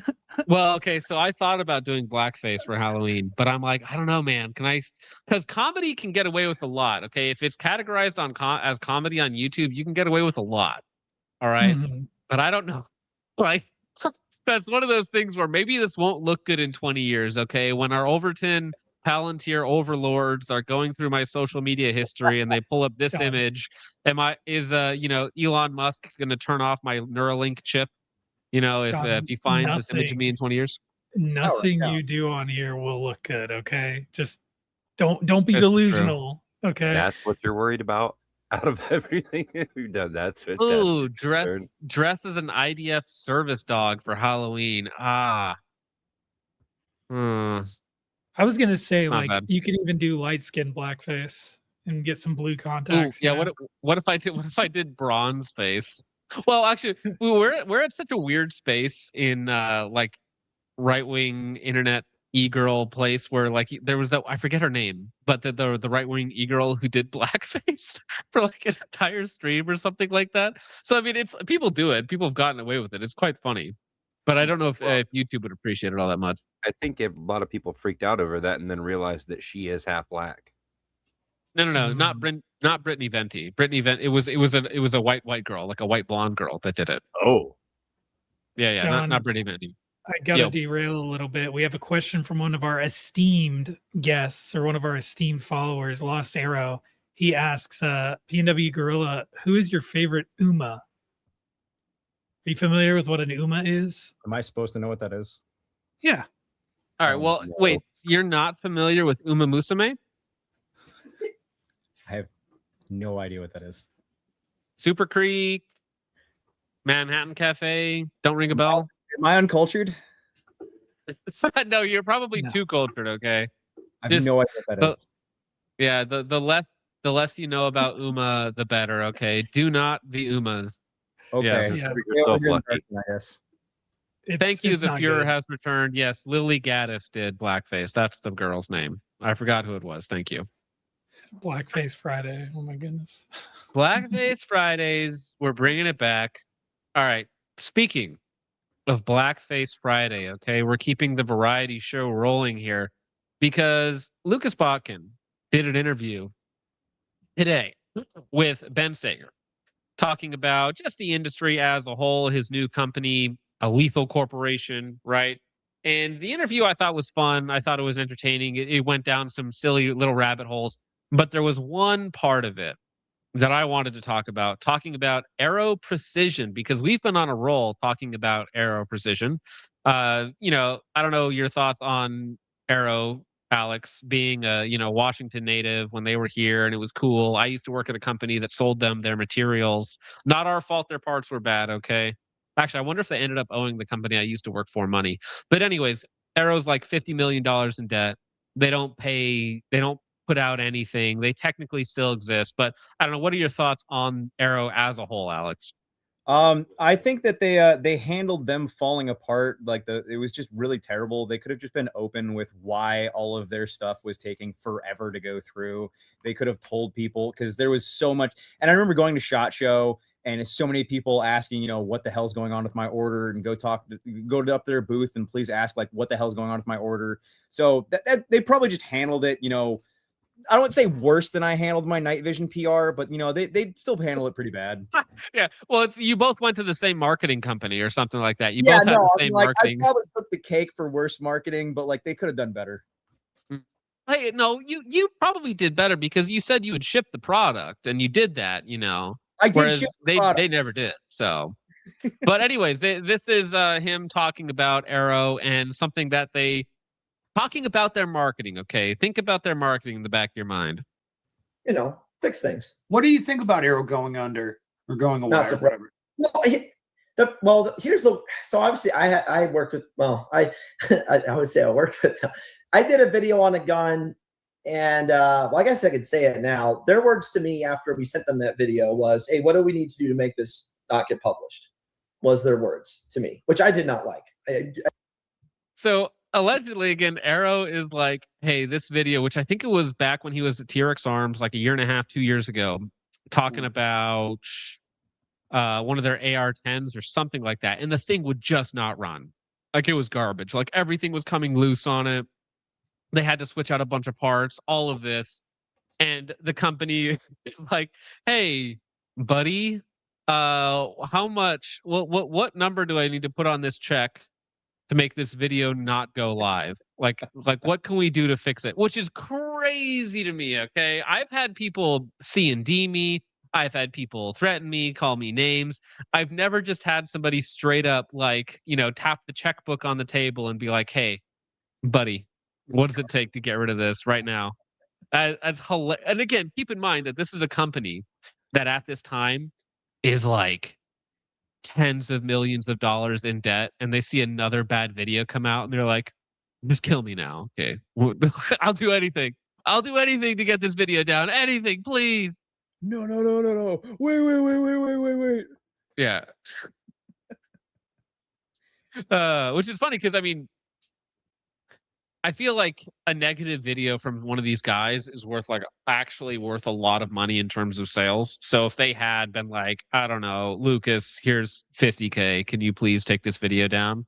Like it probably would have actually been worth it to Arrow to save them from the reputational damage of a bad video, especially like I don't want to name names specifically, okay, but there's some other big content creators who do not put out negative videos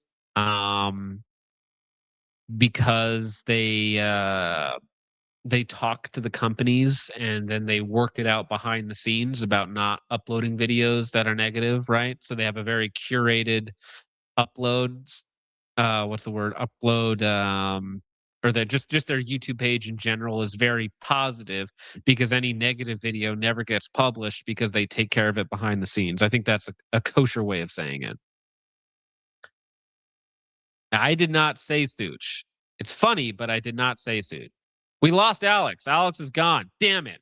You know what they say about Alex? They got him. I'm just kidding.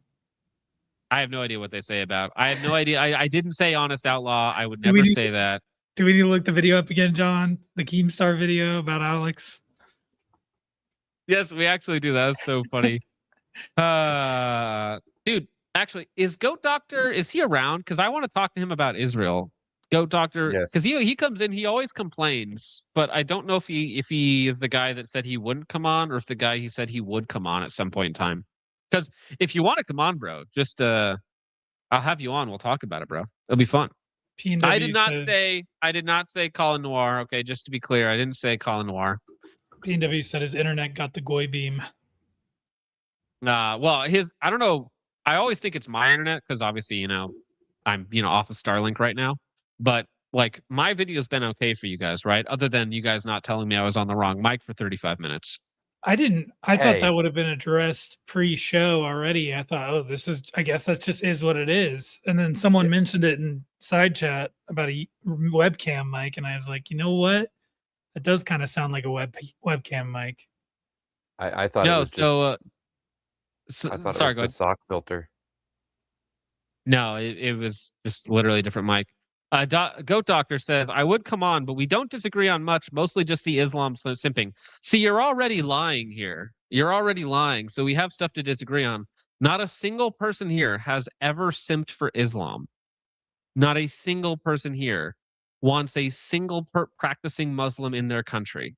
Not a single person on this panel. Like, that is a outright lie.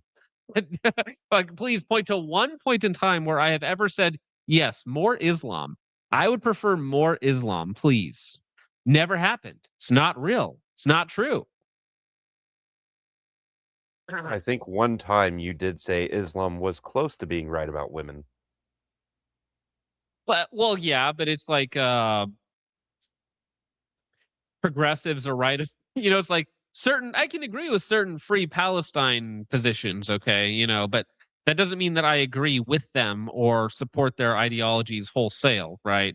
It's like me and you can disagree on something, but agree that 2 + 2 is 4.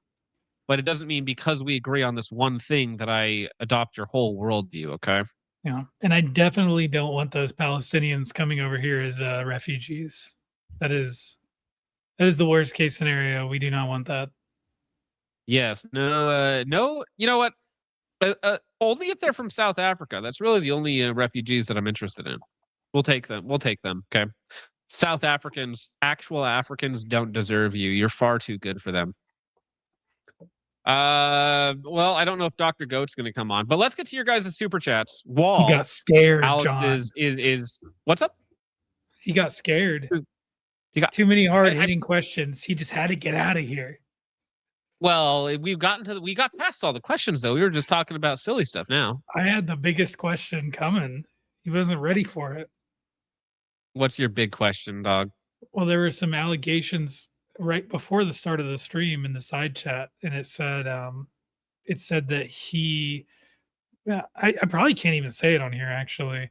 Someone made the allegation that he uses human fecal matter to crank his hog, and I just wanted to ask him if that was true or not, because I thought that was a pretty crazy allegation. I think it was Poop Dynamics who made that allegation, but he's not here.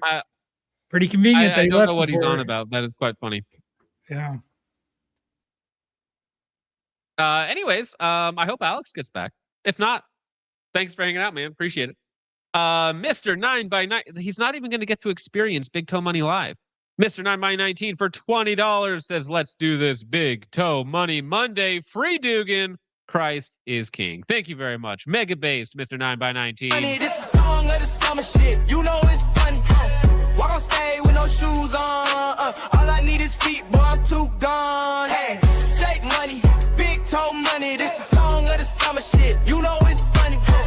Walk on stage with no shoes on. All I need is feet, boy, I'm too gone. My feet feel good. Your feet where they should. Y'all just sitting in the grass with a cigarette. Jake money, Big Toe Money. That's a bigger check. Walking in, everybody. Base. Thank you, 9x19. Actually, you know what? If somebody else sends in another Big Toe Money, I think we have a new version for Jake to listen to. I haven't heard it yet. I have not heard it yet. But if somebody else sends in another BTM, then we will absolutely listen to that live with Jake. Because what else are Mondays for, right? Live Jake reaction.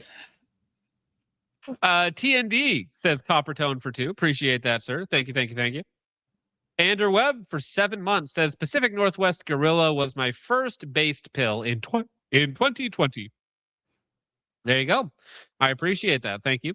Yeah, 2020 was a wake-up call for a lot of people, myself included. All right. Lon Harichi for 2 says, even Trench has the balls to not wear a mask. Yeah, and you use somebody else's name. I don't understand the mask thing. It's like, why does everyone want to see my face so much? Are you guys gay? Do you want to kiss me on my lips? Is that what it is? Oh, that was weird. You made it weird. Of course I made it weird. I make everything weird, John. Hey, he's back. Let's go. Welcome back. Did you hear my question? No, I didn't. I was sort of watching, but I ran out of the house. Very convenient that you missed that. Why does everyone want to see my face? Well, apparently Poop Dynamics asked a very personal question about your private time, and I don't know. I don't really think it's too relevant. Jake, do you?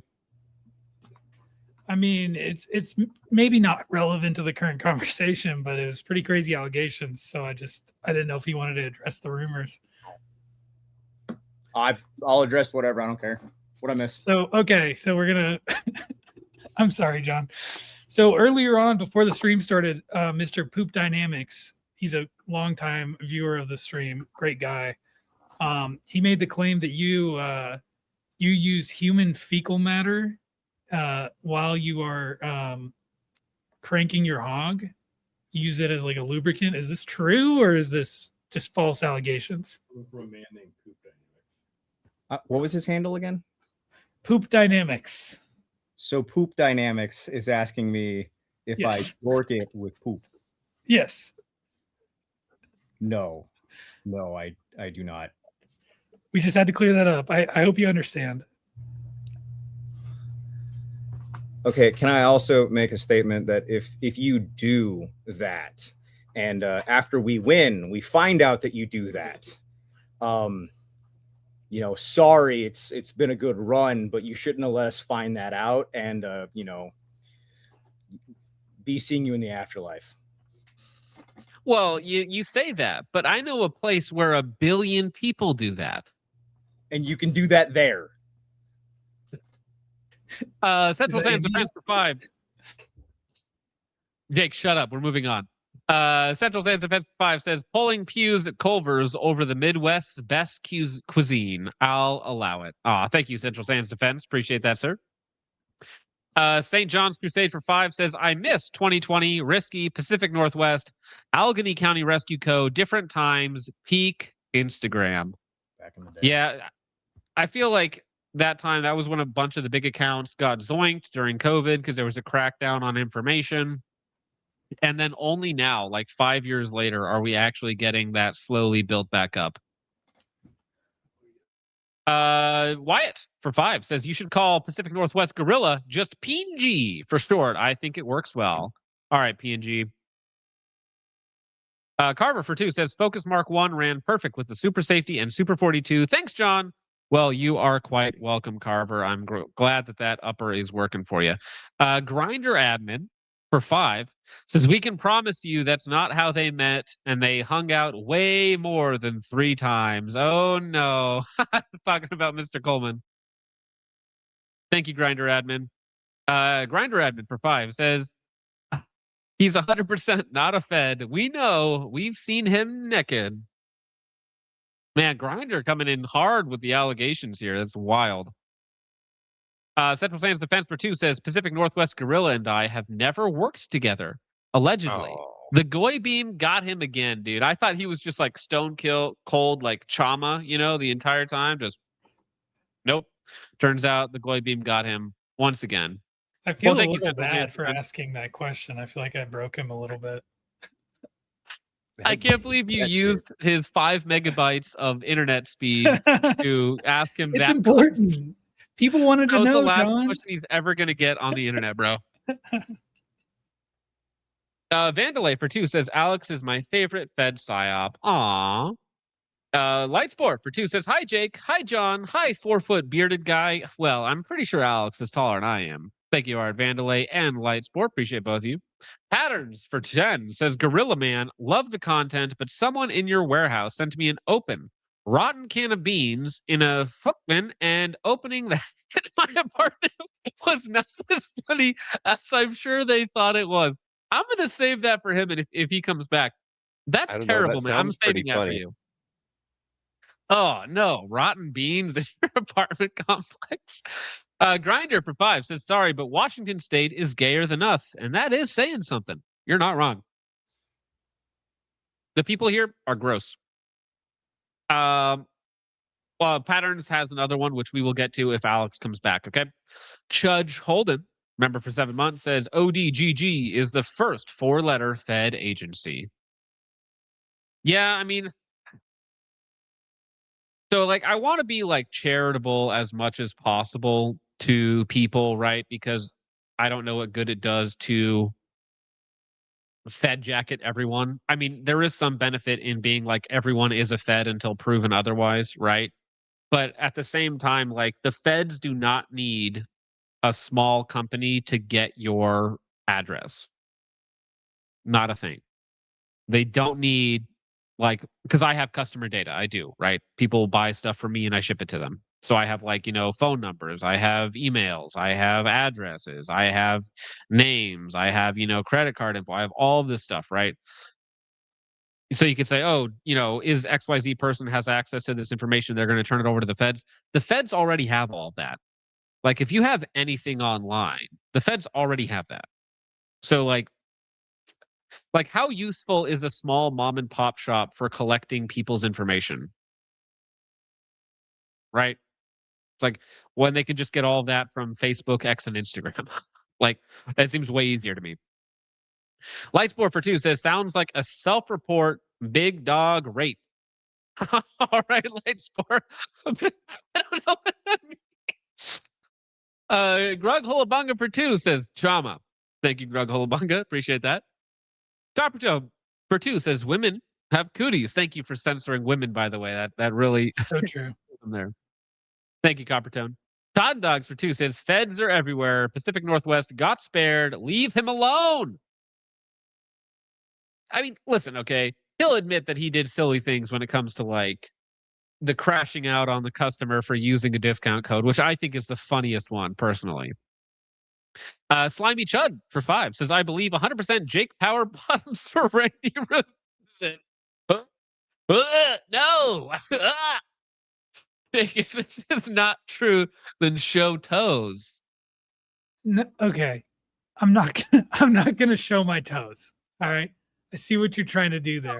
Bottom But for secondly, if that was the case, I would be literally dead. I would not survive that encounter. You don't understand the fear, the physics problem involved there. It's just too much. I would die. Wait. Randy's wife takes it, or Randy's girlfriend takes it, and you can't, Jake? You're not built different? No, I'm Handle just this not. quarter ton load? I'm not built for that, John. I'm sorry. All right. Thank you, Slimy Chud. Art Vandalay for 5. John hating women and implying he loves men for CZ month. I see you, big dog. Hey, listen, okay. Me and gays, we agree on women, okay? We do. Doesn't mean we ally on every issue. Okay, there's a couple issues we disagree with, but me and gays, we get it about women, okay? Thank you, Art Vandalay. Lightsport for 2 says, very libertarian code, age of consent, head ass. I mean, Jake, okay, what are your thoughts on this? You're a youngish man. If you were interacting with, like, let's say an 18, 19-year-old girl who's a consenting adult, and you two were like, okay, this works out, this makes sense for us, let's start a relationship. Is that like out of the question for you as a youngish man? I don't think that would be something. Oh, he's back. I don't think that's something that I would be interested in personally, because I'm not. I think there's just a little bit too much of a gap there. But technically, legally speaking, it's not a problem. I'm sure some adult men who are less mentally developed. I don't know. Probably like 25. I'm 29, maybe 23. I don't know. 23? 20s, in the 20s. That's probably where I would go. Okay, fair enough. Sorry, Alex. We were just going through the super chats here. Is your internet back? Is it working okay? I have no idea how long it's going to last, though. I have the highest internet package I get at my house, and it still cuts in and out when people get off work and get home. I don't know. That sucks, man. I'm sorry to hear it. Paulie B for 2 says, polling 18-year-olds is a crime now. Envy and L posting. Well, again, it's in context, okay? If you're 24 and 18, like that's like, I think my mom and dad have a 9-year age gap, right? My mom and dad are great people. They're wonderful. They raised great kids, all 7 of us. No, they're evil. So again, like age gaps in and of themselves, like whatever. Thank you, Paulie B. Again, it's different context whether you're like 45 and you're grooming a 16-year-old and then you get together when they're 18. That's a different story. That's different. It's not the same thing. Tom Dogs for 2 says, be glad Pacific Northwest sells Alice. Your Molly will be trash one day.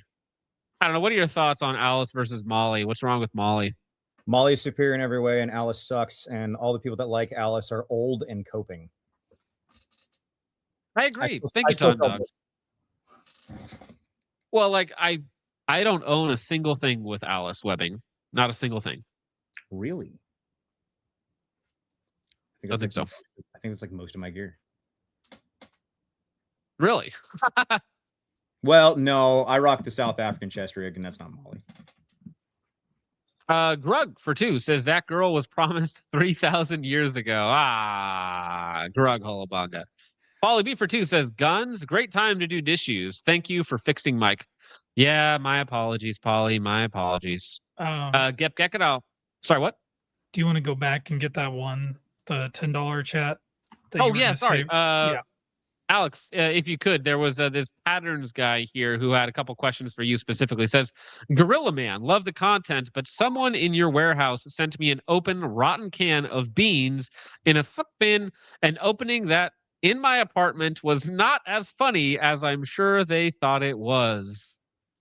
And then he follows up with another one and says, maybe I'm just bitch made, and I gets it. It's a lottery, but sending a paying customer actual rotting garbage is just sub-Saharan IQ.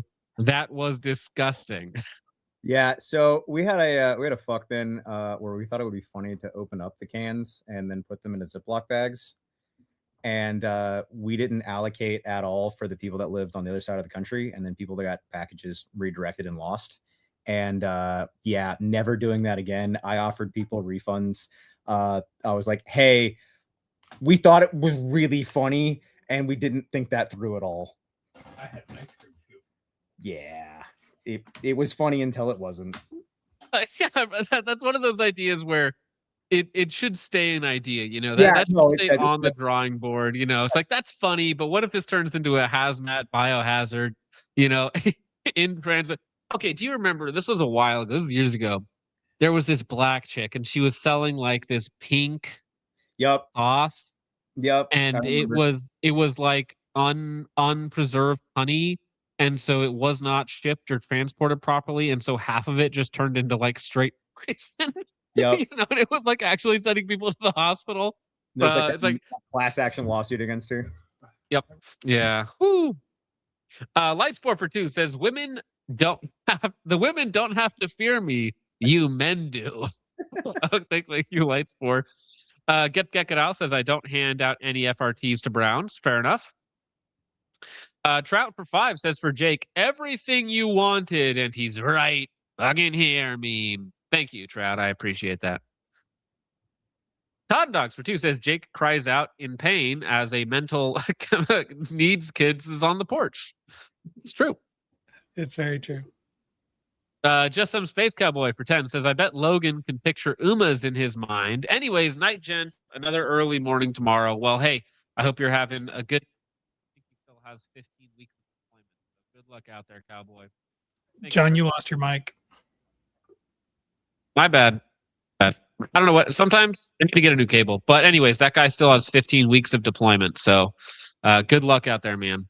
Grug Holabunga for 5 says, let's not forget Zognald already said Iran had no capacity for nuclear weapons years ago. Well, here's the thing, right? You want to know a trick? Anytime Iran, Israel, or the US is making a statement about the other, they're lying. It's this really easy pneumatic trick you can use. They're just lying. You can't trust anything they say ever for any reason about anything. That's it. So whatever they say now is not relevant in 5 minutes. Thank you, Grug. Appreciate that. Like, as far as I'm aware, is there, you know, they could be lying about the peace deal, and Iran could be like, there's no peace deal. I don't know what they're talking about. Dillweed for 5 says Blackface Fridays based. Coppertone for 2 says you should go as Carmelo Anthony for Halloween. The watermelon felon. Yes. Watermelon felon outfit for Halloween. That is based. Thank you, Coppertone. To Media Source for 10 says, I've got a dude that used to work with Arrow that still owes me $25,000 in 2A stuff. Not surprised. 25K is a lot of money. I don't want to owe any one person or corporation or anyone $25,000. That's way too much. Todd Dogs for 2 says Jake cries out in pain as people try to kiss him. Okay, all right. Bullshark for 5 says, awesome that you had Alex on tonight. When are you having Raymond Ibrahim on Redoubt to talk about the Al Zut? We could have him. We could have David Wood on, any of those guys. That'd be fun. I think that they're kind of silly people, but we'd be happy to have them on. Thank you, Bullshark. Bullshark. Wi-Fi again. I'm just giving up. If this hear went out you. a third time, I'm just giving up. We hear you. We hear you. I understand it, man. If you got to go, I appreciate you giving us your time and whatnot. But if it's not going to work, it just is what it is, man. Bullshark for 20 says, Jake, you thought you could get out of this? Show me that. Big toe money. Yeah, you're coming in and out, Alex. But hey, guess what? If you stick around for just a minute, okay, you are about to witness one of the greatest things ever made, maybe, okay? And it has to do with an inside joke in our community. And the joke is Jake's toes. The fact that he just continues to show them over and over and over again. I don't though. Okay. Oh, it's still going. Okay, that'd be a great place. That'd be a great place for it to cut. to do with Jake's toes. That's it. feet, I'm out. Let me see. I gotta download it first. I'm trying to pull it up. Okay. You didn't have it prepped? Well, no, I didn't have it prepped. Okay. I cannot actually even pull up Discord at the same time because my laptop does not have enough RAM to run like Windows and Discord and Brave and the stream at the same time. So I'm very limited on resources here. I have to manage. It's like a inventory in a Arma game. I've got to manage it. Oh no, I heard the first like 2 seconds of that, and I think this is going to be mega cringe. Jake, are you ready? No. No, well, that's not helpful. 1 second, sorry, I'm on the wrong one. Here we go. All right, here we go. Pose hotline. I apologize to everyone in advance. I'm sure this will be very cringe, but here we go. $20 is $20. My toesies like you wanted me, calling me all the time, like Jiggy. Check out Logan's horse behind. It's fine all of the time. What else is in the Reese's or pieces like T-Bump by speeches, huh? Huh? Right. Uh-huh. Right. T-O-E, stay in school cause it's the best. T-O-E, stay in school cause it's the best.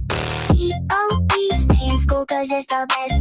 T-O-E, stay in school cause it's the best. Looking on my toesies like you wanted me, calling me all the time, like Jakey. Check out Logan's horse behind. It's fine all of the time, like T-Bump ice peaches. What else is in the Reese's of pieces, huh? What? Suck the toes away, right? Suck the toes away, right? Suck the toes away, right? Suck the toes away, suck the toes away, suck the toes away. Did we lose it? I had to listen to that when the Wi-Fi goes out. Oh man. What a stream.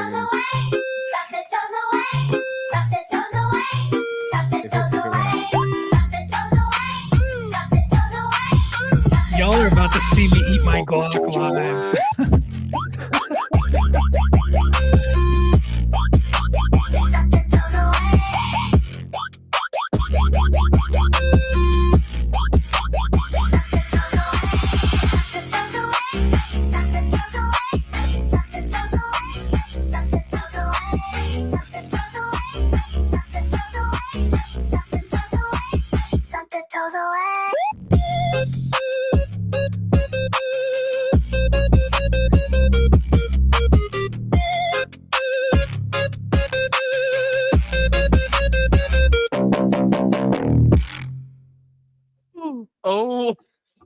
Oh my god.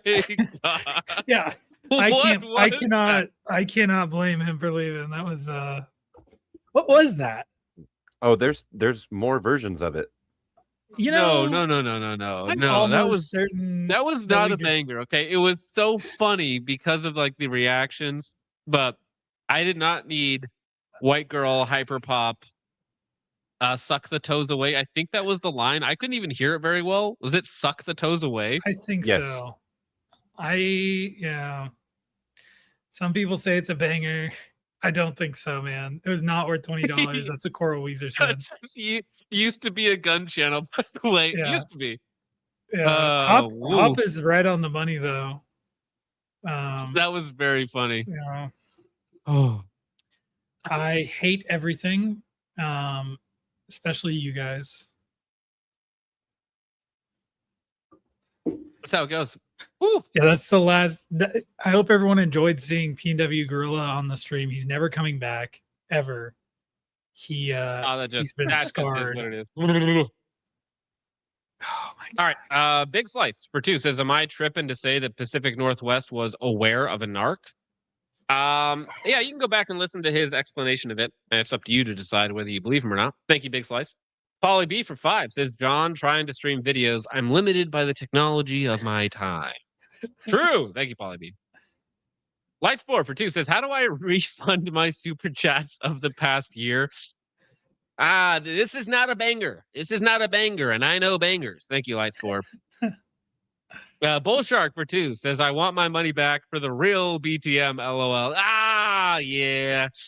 That one, not as good. Not as good, Bull Shark. I would immediately contest that charge if I were you. Immediately. I'm not even gonna feel bad. You know, it's like, I get it. I would contest my charge. Honestly, I would go shoot Andrew if I were you. I would just go, nope. Not a banger. Over on Ko-Fi, Paulie B for $20. Palette cleanser here, Jake. Okay. Palette cleanser for you. Really? This is what Pacific Northwest is being hung for? Lowbrow Fed jacketing 7 years ago, foot and mouth disease, and misogyny. Wig sauce. These aren't skeletons in the closet. At worst, some cringe fashion choices of bygone years. God bless you, Alex and John. Christ is king. Big toe money, OG type. All right. Fair enough. Thank you very much, Paulie B. I appreciate this as a palate cleanser. Jake is even after that last travesty. Jake is actually happy to see this one. This is a song of the summer shit. You know it's funny. Walk on stage with no shoes on. All I need is feet, boy. I'm too gone. Hey, Jake money, big toe money. This is a song of the summer shit. You know it's funny. Walk on stage with no shoes on. All I need is feet, boy. I'm too gone. My feet feel good. Your feet where they should. Y'all just sitting in the grass with a cigarette. Jake money, big toe money. That's a bigger check. Walking in, everybody. Honestly, that one earlier really made me realize it can get a lot worse. True. It puts everything in perspective. Listen, it could always get worse, Jake. Sometimes you gotta be happy. Count your blessings, bro. Waifu's enslaved. Jimmy's unrustled for 10 says, I'm glad you're finally interviewing a real leader. Who else is selling surplus, telling men to build community, and posting YouTube videos of yourself ranting at city level politicians? Jokes aside, it is a tasteful throwback to COVID. Do you have more alt accounts or families? Well, just the two families. I think Alex just has two families. That's how it goes sometimes, okay? Not for me, but, for other people. Oh, Jarrett for 2 says, my bad, Jake. I was just trying to find a spot to watch the stream. I don't know what that's in reference to. He's saying he was the autistic kid at my door. Oh, that's good. Jarrett for 2 says, cool it with the antiseptic remarks. We'll catch the rest eventually. Christ is king and God is good. Have a great night, gents. Well, thank you very much, Jarrett. I appreciate that, okay? Well, now that Alex is gone, we can actually get down to the serious, hard-hitting news, Jake. Are you ready for Monday Night Rage Bait? I think I'm going to dip out too, guys. All right, just me and you, Jake. Well, you have a wonderful night, Richard. Thank you for hanging out, good sir. Hope you're doing all right after the storms this weekend.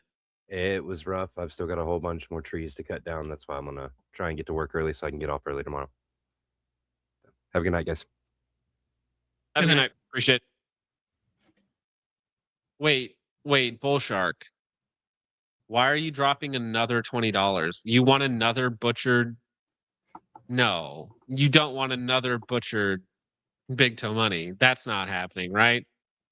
Do you want the OG, or are you just dropping another 20 to make up for us having to listen to it? I think he's just he's paying his penance. He's trying to atone for what he's done wrong. Well, if you're throwing $20 just to throw $20, no, he says the OG. He says the OG, okay. Which fine, we'll play your OG, okay, Bull Shark. Thank you. You didn't have to do that, but here, $20. We'll make it up to you. Another palate cleanser. He's punishing me. Another one for the good guys. This is a song of the summer shit. You know it's funny. Walk on stage with no shoes on. All I need is feet, boy. I'm too gone. Hey, Jake money, big toe money. This is a song of the summer shit. You know it's funny. Walk on stage with no shoes on. All I need is feet, boy. I'm too gone. My feet feel good. Your feet where they should. Y'all just sitting in the grass with a cigarette. Jake money, big toe money. That's a bigger check. Walking in, everybody. Damn, they still, after all this time, Jake, they still love big toe money. It's crazy. They're going nuts in the chat. Absolutely nuts in the chat for those dogs. I don't get it. Maybe they do understand. Your feet where they should. Yeah, true. Cope and Badger. Come on, guys. I love that rap version where it's like, I don't even got a house, don't even got a spouse. That one there is like my favorite Okay, Big Toe Money. that one just hurts me. Okay, it hurts me on a deep level every time. It's very sad. Noob Procrastinator, don't do it. Don't do it, Noob Procrastinator. Thank you for not giving money to Indians. Oh, perfect. Woo! Sorry, Noob Procrastinator over on Ko-Fi for 3 says. After that version, I might have some good lawyers for you, Jake. Also, I know we all want to get to 100% ASAP, but could we please get there before I have to fly in August? We're close, okay? Have faith. We'll get there before August. We got plenty of time. We got 2 months. We'll be fine. All right. Well, Jake, now, okay, we can get to the serious, hard-hitting topics. What is this even? Of Is it niggas? Spoiler alert, it's black people once again. Now, I think I didn't get to some of this stuff last week, which was annoying. So we're going to get to it now because I have the time to do so. And it's still somewhat relevant, somewhat important to talk about. It's just like, these people just suck, okay? These people just suck. I don't know of a better way to put it. But certain individuals out there are really ruining it for everyone else, okay? They're just not being cool, okay? I think that's the harshest I'll go. They're just not being cool, okay? So here you have a real picture of an African gentleman pissing on the grave of Austin Matthew Metcalf, who was murdered by Carmelo Anthony, all because the jury came to the correct decision of convicting him of murder. Unfortunately, he won't actually get the true level of justice that he deserves, but just for black people are like women, okay? Women's kryptonite is accountability. If you try and make them accountable for anything, they lose their minds, okay? They chimp out, they woman out, okay? Like, accountability to these people is the worst thing imaginable because they believe that they are all like one monolith, right? That they act more with a lot more in-group preference than a lot of us do, okay? And maybe as URF says, yeah, I think we were actually judging them by the content of their character all along, you know? All right. But anyways, so Joel Webben posted this: black culture is a plague on America. Lord, please grant repentance. I agree. Sorry, go ahead, Jake. Didn't I saw claims that this one was a fake image? No, it is not an AI image. It is a real image. The guy said that he would come back the next day and poop on it. I'm not sure if that one actually happened. Oh, lovely. Yeah, what wonderful people here. Now, Jake, me and you, okay, we've made fun of some Mormons. We've done that. You know, we've talked to them. We've poked some fun at their religion, you know, collab and God, man, and a bunch of other really weird internal beliefs that they have in their doctrine, so to speak. However, I will say I've never met a Mormon that wasn't nice and kind. Okay, I had them as neighbors when I was in college. I had them as neighbors growing up. Like, great, wonderful people, friendly, helpful. I'm sure there's bad ones out there. Of course, somebody out there has horror stories of, you know, whatever cult that they were in. But personally, lots of great Mormons out there, okay? This guy just happens to be sitting there on the side of the road fixing his bike as they're doing their door-to-door mission. I think they have a mandatory 2-year mission that they have to go in on as part of the Mormon church. This guy's out there dressed nice trying to fix his bike on the side of the road, and he is just getting accosted by a ghetto hood rat, which is many euphemisms for our favorite little word. Rachel Whistling posting, I'm to the point where simply hearing somebody speak like this should qualify them for immediate deportation to Wakanda, which again is why we shouldn't listen to what women say, because people that speak like this should be dead, not deported, okay? Deported is such a left-wing liberal option that I think that we true conservatives, true right-wing moderates, okay, should employ harsher punishments, okay? There's none of this... One of them niggas. None of this women-coded deportation stuff. Okay? One of them niggas back in the day, bitch, I'll fuck you the fuck up, nigga. You heard me? You lucky you ain't in jail with one of us. You lucky you ain't in jail, nigga. Beat the fuck out you, bitch. Nigga, beat the fuck out you, bitch, and make a nigga fuck your pussies. Make a nigga fuck your pussies, bitch. And this guy, who they're usually supposed to go in teams of 2, so I don't know where his buddy's at. But man, probably not carrying a gun, right? Probably not kosher with Mormon missionary practices. But if I had a guy, getting up in my face, threatening me with sexual assault and a few other things, especially if I was around like my wife or kids, like there's such a cheap, efficient solution to these types of people, right? Was his buddy actually, if his buddy is there, like he needs to intervene and be like, excuse me, kind sir, I would really appreciate it if you would let my friend here continue to work on his bike. Okay, would that be all right with you, kind scholar, if you would just kindly back up and give us some space as we work on our bike? Is that all right with you? Man, imagine, you're right. So Mormon missionaries, they can get sent like anywhere in the world, right? They can go to Ireland, they can go to Iceland, they can go to Europe, they can go to Africa, they can go anywhere, okay? And I believe, correct me if I'm wrong, Mormons in the chat, but if you can like put in like where you would like to go, where you quote unquote feel called to go, but at the end of the day, they kind of just send you wherever. So imagine like you want to go to like Europe. You're like, oh, I want to do my mission here. I feel called to go here. And then they're like, Chicago. It's like, damn it.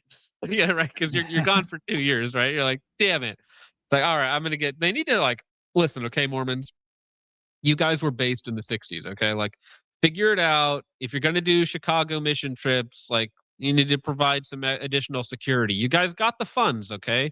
Protect your missionaries, okay? The Mormon church has the money. And start to take all your time and all that, your white Caucasoid cave. Bitch, I ought to kick you in your fucking nose, ho. I ought to kick you in your fucking nose, bitch. You lucky Jesus saved your ass today. Jesus saved your monkey ass. Look at this bitch face. He talking about he believe in God. That bitch got all kind of fucking goddamn fucking draconians in his ass. Look at the archon in his face. This guy, I feel bad for this guy because he's probably not actually equipped to deal with this level of monkey, right? Because he probably doesn't like understand what's actually going on. And he is actually like incredibly lucky that he doesn't get stabbed or shot here, right? You never know. Like, he's not equipped to stop this guy. He's not equipped to defend himself. He doesn't even know what's going on. He's just defaulting to his like nice, kind, like bearer state of existence. He's like, I'm not going to confront this guy. I'm not going to push back on this guy. He's yelling at me. I'm non-threatening. I'm sitting here. I don't know what's going on. Like, he doesn't get like this animal that's accosting him hates him. Like, actually hates him and would have no moral quandaries with killing him. Like, if this black dude shot him in the head and left him for dead, would not lose a moment of sleep. He does not care. He is not like you. There's nothing behind the eyes, I guarantee it. Yeah. And I saw this one a little while back on Instagram, like a couple days ago. And I mean, I don't know if I should say kudos to the Mormon kid, but like, good job not doing what everyone in this chat wants to do. Takes a lot of restraint and self-control. Now, well, I don't think he has restraint or self-control. I actually think he does not know what to do here. Well, yeah, but he doesn't look super scared necessarily. He's just kind of, he looks concerned to me because he is a young man. He's like maybe 18, 17 years old, somewhere in that range. He just doesn't look like he's not like pissing his pants and like he's not talking at all. You know, I would think if someone was super scared, they'd probably be like, I'm sorry, I didn't mean to upset you, whatever. But, you know, I'm not sure. I don't know what is going on in this video other than a classic American chimp out. Classic. He think I'm scared of that shit. Bitch, I'm a chaos guard, bitch. You ain't scaring me, bitch. Get on your fucking broke ass bike, bitch. Get on your broke ass bike and get the fuck on. Carry that motherfucker. You got Caucasoid muscles, bitch. You drink protein shakes and vitamin waters, bitch. Carry that shit, bitch. Carry that shit. Then you make our people carry cotton and all that shit. Yeah, go cross the street, bitch. Get the fuck on. You hear me? You're probably lucky. So his buddy was there. So he is probably lucky that there were two of them. If he was by himself, he might have. gotten actually physically attacked. Yeah. I'm gonna be honest. I don't even know what half the words that dude said were. Like, I don't know what he was saying. He said something about caucasoids, vitamin water, We was Kang's protein. caucasoid muscles. He said something about making us pick cotton, which is funny. It is funny, yeah. He's black looping. Get the fuck on, you hear me? Look at these motherfucking niggers. Get out of here, nigger. Get out of here, nigger. Get the fuck out of here, nigger. Yeah, that's right. Blow up them bitches, brother. Run them bitches down. Run them bitches down. Ain't no bike lane, bitch. Ain't no bike lane. You get hit, bitch. You hit, bitch. Ain't no motherfucking bike lane, ho. Yeah, I don't know. I just don't want to. I don't want to share a country with these people. I'm just not so interested. What a disgusting lack of humanity. And it's the dichotomy too, right? You have two young men, young white men here who like want to hang out. They want to, evangelize with their silly fake false god religion. But hey, we got Alex back. How's it going, man? You No way. returned from the great outdoors. So, you know how I was saying that I might not be able to make this stream because I was trying to call into my local charter meeting? Uh-huh. So, public commentary was still going. So, I went down to the house, got Wi-Fi, called into the local charter meeting, bitched at them about trying to keep our local sheriff a voted position instead of an elected position, and then realized that I still had Wi-Fi, so might as well hop on back with you guys. Been a productive evening. Well, good. I'm glad to hear that. Yeah. So at least you got to multitask there and yell at them. So wait. So they were locally trying to change it from an elected sheriff's position to a appointed. Correct. So they, our local charter and our local government, absolutely hates my sheriff. So they have this whole petition thing going, and they have like meetings 3 times a week, and they're trying to make our local sheriff appointed by the state, and they're trying to take power away from the people to be able to vote for who sheriff they want. Right. Oh, of course, right. They want to control all of the institutions and soft power and all that sort of fun stuff. And sheriffs are actually very important. Especially in places with draconian laws, your local sheriff can be very, very helpful to have. Yeah, Actually, they actually since already we're- changed it up in King County, up in Seattle. That's an appointed position now. Yeah. So I wanted to ask you about this actually before we got cut off, but we were actually just looking at a clip of a couple, I don't know if you saw it, a couple Mormons getting accosted by a young scholar on the side of the road, and they were unequipped to deal with the problem, right? In my opinion. I think that they were like shocked. They didn't know what to do. They're like, what's going on? I haven't done anything wrong. And they kind of like shut down and just like awkwardly walk away. And they're very lucky to not actually have like negative physical consequences, right? Because if one of those guys was alone, if he didn't have his buddy there, if there were more of the ethnics around, like that could have gone very, very poorly for them. But actually, I had somebody ask, wanted me to ask you, on your thoughts on religion, what you practice, if you're comfortable sharing that, and what your thoughts are on like the state of modern evangelicals, if that makes sense. Yeah, not a fan of evangelicals at all. It wasn't until recently that I found out that I was actually raised evangelical, and I didn't even know it. Which is like okay. I guess I missed that somehow.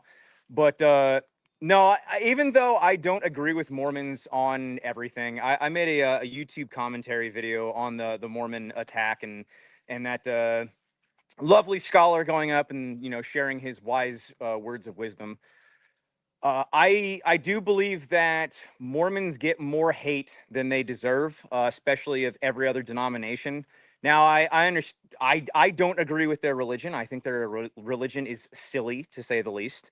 But I do firmly believe that they get way more hate than they deserve. As far as my personal religion goes, I don't know why I phrased that so stupidly. Religions, My religions, yeah. I was raised Christian evangelical. I got out of it for I'd say pretty much my entire 20s. Now that I'm mid 30s, I'm getting back into it. I've been reading my Bible. I've been reading the Book of Enoch. I've been doing a decent amount of research, and I'm getting back into it. It's a it's a lengthy process. There's so many questions, not enough answers, but I am definitely getting back into it. Oh, cool. That's good to hear, man.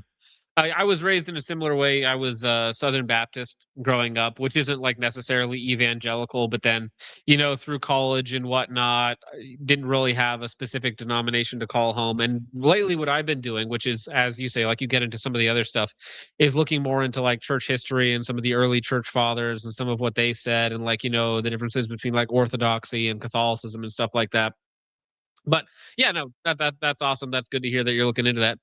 Did you want to look into the book of Enoch just because of the fantastical elements? Because Yeah.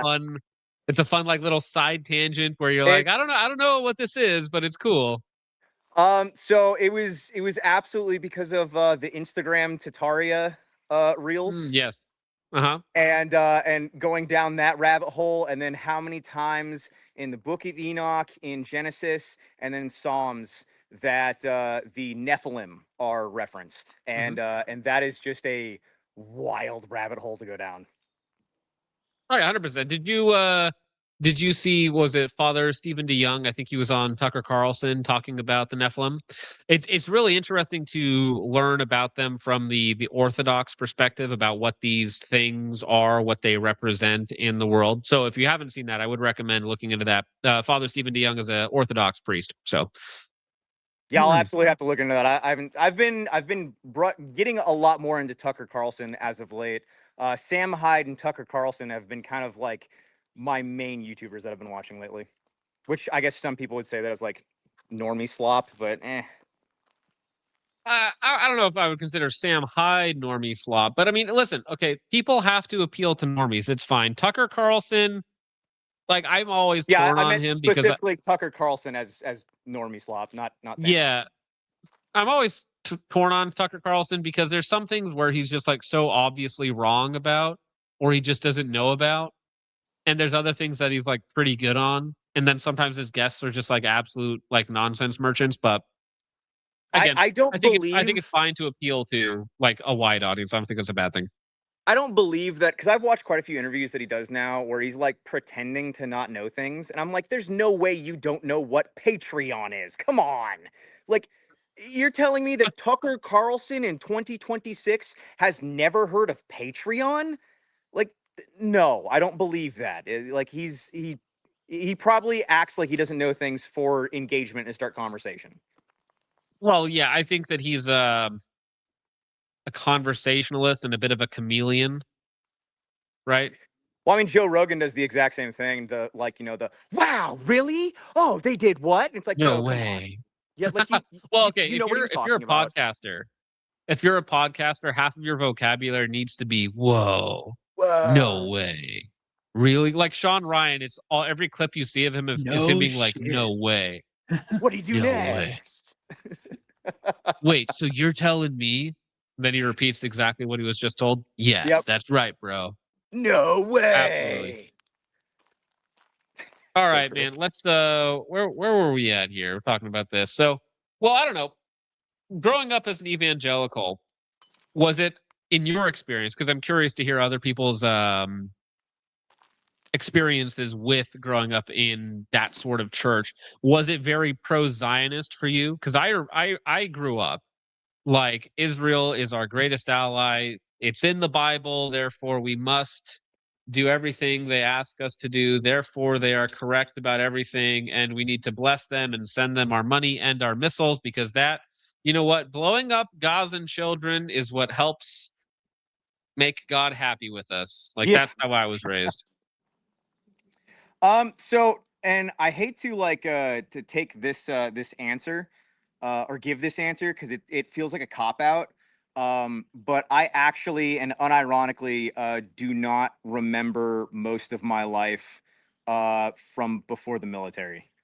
And I'm not even kidding. I don't remember. That sounds like there was some sort of a traumatic event that just blocked out your childhood, bro. I'm sorry to hear that. Yeah, actually, probably. Oh, But I feel that's terrible, man. Yeah, I don't remember the majority of my childhood, like high school. Like there's just like there's large gaps of time that just aren't there. And like I hate like giving that answer, but like it's just the truth. I don't know. Damn, man. Well, yeah, I told you my growing up experience with that was basically that, yeah, you are commanded to support Israel. It was a very, boomer mindset. And then you look into like what the church fathers said about the Jews of the time, and they were, not so complimentary of them. Famously said that, if you there's no greater enemy to Christianity than to Jews, and this is like in the 3rd and 4th century, right?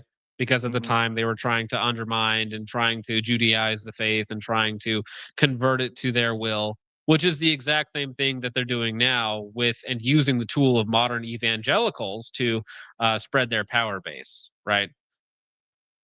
Yeah, did you hear about the 1,000 pastors that that Israel trained to send to America? Well, That's so it was something like they paid for all these pastors to come out to get training and then to like come visit the Holy Land, and you'll get all these talking points, and you'll get to see the beauty and all this sort of stuff, and all get paid to like essentially support Israel, right?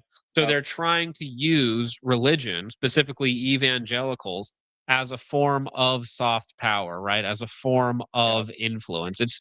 They're trying to have like they have the economic sphere, right? They have the media sphere, they have the education sphere, they have the religion sphere, and they're trying to use all of these things to have like, a hegemonic control over information, over the way that people think, which is why, again, they're trying to exert all of this control over people.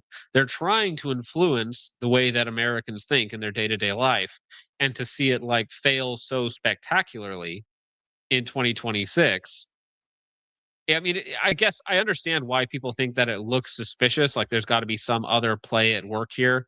Why are people being allowed to do this? Why aren't they cracking down harder? But at the same time, I mean, I think that the cards just fall where they fall over and over again, right? Yep. No, if you and mind you, like I've said, my YouTube videos do not get engagement. I couldn't tell you what in the world I'm doing wrong, but I recently did a collaboration with Pastor Dale Partridge, and our last video was talking about the Israeli question, and if biblically if Jews are God's chosen people, and it was a fantastic podcast, and he does have a lot of interesting perspectives to bring to the table that I hadn't thought about before, and hey, and yeah, it's such an interesting conversation that you can go into theologically, you can go into just from like a norm. I think, like you were saying earlier, going into it with like a normie standpoint and how like normies view all of this, like that is probably I wouldn't say the truth, but like so many people no longer have a good viewpoint of this, and it's probably only going to get worse. Yeah, I mean, I don't know how you put the toothpaste back in the tube at this point, right, with these people. So I didn't realize that Dale Partridge, he's on Joel Webbin's network, isn't he? Yes. Is he part of that group? Yep. Okay, yeah, yeah. Yeah. No, I've been Also enjoying him. I might be doing a collab with Joel Webbin. We'll see. But I mean, it'd be great. But I also think that they're trying to go for more like hardcore Christian guys. And as I'm kind of getting back into the faith, I might not be the ideal influencer for them. I'm not sure though. Right, the ideal candidate. Yeah. Well, no, but that's cool. That's good to hear, man. I'm glad to hear that he's reaching out, branching out to different groups of people. Ostensibly on the right wing. I mean, I don't really know how you consider yourself politically. I just generically use the phrase right wing. Right. I don't even know anymore because it's just like everything's so corrupt, everyone's so paid off, so bought off, everything feels so fake. So it's like, what do you even call yourself anymore? Like, No, dude, you don't get it. I'm the realest, most authentic, true right wing chud incel imaginable, bro. I don't like. At a certain point, it just feels like political pronouns. You know, it's like, what are your political pronouns? That's that's a good way of putting it, right? Well, in a way, it's a way to virtue signal and piety signal, right? It's like I No. have the correct political opinion because I'm a true libertarian crypto eco fascist. Okay, and Yeah. unless you're in my cool group, then you're not good enough, bro. Well, and that's actually something like all these like stupid little titles. It just feels like more ways for us to divide ourselves and more ways for us to divide ourselves. Like, oh, Well, actually, you're saying. well, so moving back to that point there, like obviously your like mindset, your goals have changed over the last several years. So like with your mission, with your reason for being, so to speak, like what is your purpose? What are you trying to accomplish in your community, let's say on the right? Well, I would say the biggest thing right now that I've been preaching the most of and that I want the most of is men to get physically active again and at a minimum just get some damn friends. So many people are so unbelievably alone right now. So, you know, all the guys that are calling for, you know, like oh, we want a civil war, oh, we want a race war, oh, we want this. I'm like, dog, you don't even have friends. You don't have friends and you're fat. So at a minimum, we need to start talking about, you know, what's your draw time? What's your 1 mile run time? What's the closest friend that you have to your current wherever you're staying at night? Do you have somebody that you can call? It's 15 minutes away. So like before we can start answering any of the big questions, we have to start at the absolute bottom because so many people have just I don't know, I wouldn't say given up, but like the demoralization has just taken over for the Western man, and I'm sick of it. So I guess yeah, that's my biggest fight right now. It's been my biggest fight. I just uncovered one of my videos from like 3 years ago, and I'm like, wow, I've been saying the same damn thing for 3 years and probably longer. But yeah, that's probably my biggest mission right now is just more men need to be more active, more men need more friends, and more men need to, I don't know, stop hating themselves as much as they do. Well, I think that they're especially in our online sphere, people are just terminally online. So they lose sight of what's actually important. So it's really easy to be on here staring at Jake's toes all day, but that's not helpful. That's not useful. You got to actually do something in the real world, in your own life, right? And that is, if I could sum up your slogan, it's touch grass, talk to dudes, which Yeah. sounds essentially it's like you I do love the LARP, the apocalypse rifle build, the apocalypse optic and all this other stuff. And it's like, dog, you don't have any food or water or friends. So Yep. it's not none of this stuff is relevant at all. Also, it's just I'm sorry to break it to you, but it's just not gonna happen. It's just not gonna happen in that way. So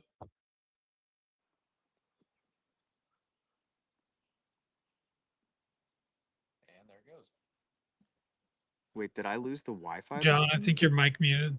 Oh, his mic muted. lost it Okay. again. No, Oh, my it wasn't bad. me. My We bad. just No, no, heard you no. So say, anyway, so so you the individual are the smallest unit of any group, of any community. So you do have to start with yourself. Okay. That's the easiest thing to control is like what you do, right? Yep. Using your time effectively. Maybe you shouldn't be playing, I like games, okay? I like playing. I like, all the other stuff that you do. I like podcasts. I like YouTube, all that sort of fun stuff. But maybe you should use your time a little bit more effectively. Maybe you should be concerned with your, what can you do in terms of physical output? All of this sort of like really generic stuff that sounds so simple. But you remember like 10 years ago, Jordan Peterson's like entire message was like, wash your hands and clean your room. And it Yeah. was like, wow, revolutionary. But Yeah. a lot of people actually needed to hear that apparently. There's a lot of what's the word for it? A lot of low skilled lobsters, a lot of low tier lobsters that they just need help, okay? And they got to learn to do some stuff for themselves. They got to learn to do hard things. Like just today, I was out walking with my 5-year-old, my 5-year-old son, my 3-year-old daughter. We're walking like 2 miles. It was hot outside. And he was like whining the whole time. And it's like, you just talk to him, like, listen, man, all right. I know that it sucks. I know that it's hot, but it's gonna suck regardless of if you're complaining or not. So just stop complaining about it and you'll have a way better time. Like just get out there and do it. Okay. Yeah, I know you're sweating. I'm sweating. Like it doesn't matter. We got to get home. So it's like, what are you going to do? Stop? No. You're just going to have Yeah. to keep walking. It's so real. And yeah, that was something somebody told me recently, and I kind of struggled with that, like as a like content creator, which sounds so cringe, but like a lot of people are looking up to you, whether you like it or not, as a surrogate father. And so when you give advice, that matters to a lot of people. When you mess up and when you have really bad PR, that's going to matter to a lot of people. It's surrogate father also. What's the other phrase for it? What's the one thing where people are like in love with you and they don't know you?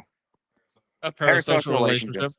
Yeah. Yeah. So when you have awful, like horrible moves publicly, it's going to affect a lot of people more than you think it is. And when you do things positively, it's going to affect people more than you think it is. Yeah, 100%. Well, and that's why like they I got a lot of flack for calling out people who do like stupid things in the industry, right? But some of these people like try to position themselves as the role model. Like I'm the family guy. I'm the good guy. Look how trad I am. Look how based I am. Look how red pilled I am. And then their life is like a complete mess, right? And they don't walk the walk. They talk the talk, but they don't walk the walk. And it's very important, right? Because if you're going to be putting out this message, if you're going to be influencing all of these men who I'm concerned with, and you essentially betray them and stab them in the back, like you make people lose hope. And so it's very important if you are an online figure, if you are in a leadership role, that you keep yourself accountable and you have other people to keep you accountable. And I think that's and you know what? I do appreciate you for that. And I think that even myself, I need held accountable by my peers. And there's nothing wrong with that. There's nothing wrong with me being called out and me being told that I did something stupid or I did something wrong. It's like, no, I should be held accountable by my peers. Now I'm not going to be held accountable from, some random Anon account. I don't care what you have to say. But other people in the industry, other people that are also looking up to themselves, like, yeah, holding other people accountable is not a bad thing. But the point that I was trying to get at, that I think is very important, especially for myself, is that it's preaching that it's okay to make mistakes, that it's okay to screw up, and it's okay to learn, and it's okay to move on. It's okay to look back at yourself and be like, wow, dude, that was cringe. That was stupid. But it is what it is. I'm going to move on and I'm going to learn from it. Want to interject real quick? Well, yeah, you can't just cut people out. You can't just leave them on the side of the road, be like, "Oh, you made one mistake and now you're done for. We're never letting you back into the community. We're never doing that again." Right. There always has to be a path for redemption for all these people. But I mean, like yourself, like you came on here, we don't really know each other. We never really talked, but you were willing to come on and just have a conversation, which I appreciate, right? And be candid about whatever it happens to be, politics, past, all Mhm. sorts of fun stuff. Well, I mean, I think a lot of people said that the conversation died with Charlie Kirk. And I don't think that the conversation died. I think that there was a void that now needs filled, and that, it's not that we should stop having conversation. It's that we have more of a responsibility to have more conversation. In a way, I mean that's kind of like the watershed moment, right? Where I think the conversation has changed, like from converting your enemies to like trying to make more friends and trying to shore up like your own people, right? Trying to expand your base, right? Because I don't know about you, but I don't have much rhyme or reason to try and debate some super lefty tranny gun person like the better way or sorry, better way 2A for all type people. I don't Yep. have anything in common with them. Our goals are mutually exclusive. There's no reason to try and waste my time there, right? They have made the bed, they may lie in it, right? And so, but for my own people, for the people who are on the fence, who are on the edges, who can be converted, who I can reach, who I can help, those people are my target audience, right? Yep. Yeah. No, I've actually in the last few months and even just this year, I have made amends with quite a few people, and I've like rekindled friendships with people because, as we have said, and I don't know how many times I've said, since I would say specifically since Charlie Kirk passed, but I guess we could use that as a reference point. So many people have come together with the concept that we have bigger fish to fry, and we do need friends now more than ever. Mhm. Well, right. I mean, there are some rather strange bedfellows being made in the background, right? Where it's like, I never really thought I'd be hanging out with these people or working with these people to reach our mutual goals. But okay, fair enough. You know what? I'm willing to make the sacrifice for the time being. Yeah. Oh, actually, Blackheart Defense, he has a question here. So it says, can you ask Pacific Northwest what he thinks is a good mile time? What's your standard for your PT test? I believe it's well, okay, so the issue is that our PT test run time is the very end of the PT test, and we do quite a bit of things. So it's an 8:30, which is absolutely terrible if you want to be technical. So I'd say, yeah, 8-minute mile, give or take. Like anyone under the age of 50 should be able to run an 8-minute mile. Fair enough. Yeah. Jake, do you run the 8-minute mile on your toes exclusively? I'm just not going to answer that question. All right, man. Well, hey, we're heading towards 3 hours in here. I'm going to get to the rest of this support, and then I was going to call it a night, man. All right, yeah, I'm just kind of along for the ride.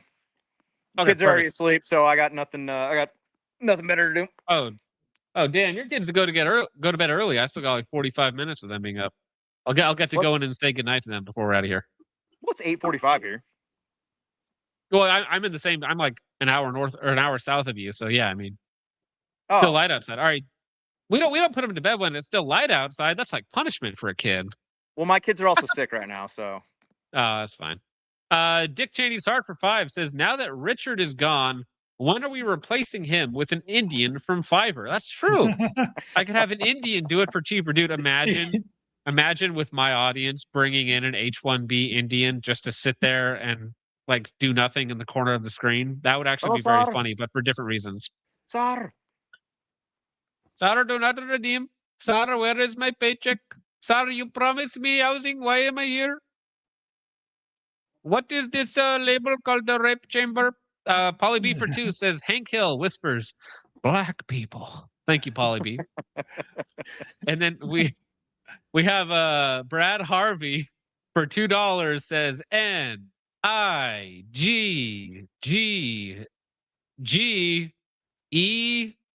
They almost got it perfectly. All these guys sending in $2 super chats. Brad Harvey, I appreciate that. Bull Shark throwing in the extra G. I appreciate that. Yeah, just in case you didn't know. Thank you very much. You guys are very funny. 94 Todd for 2 says, to be honest, cyclists make me want to act like that too. Oh, referring to the Mormon cyclists. Yeah, I mean, they weren't even on the road though. They were on the sidewalk. Cyclists on the road, I get it. Thank you, Todd. Bull Shark for another 2 says, don't make me do it again, John, because I will.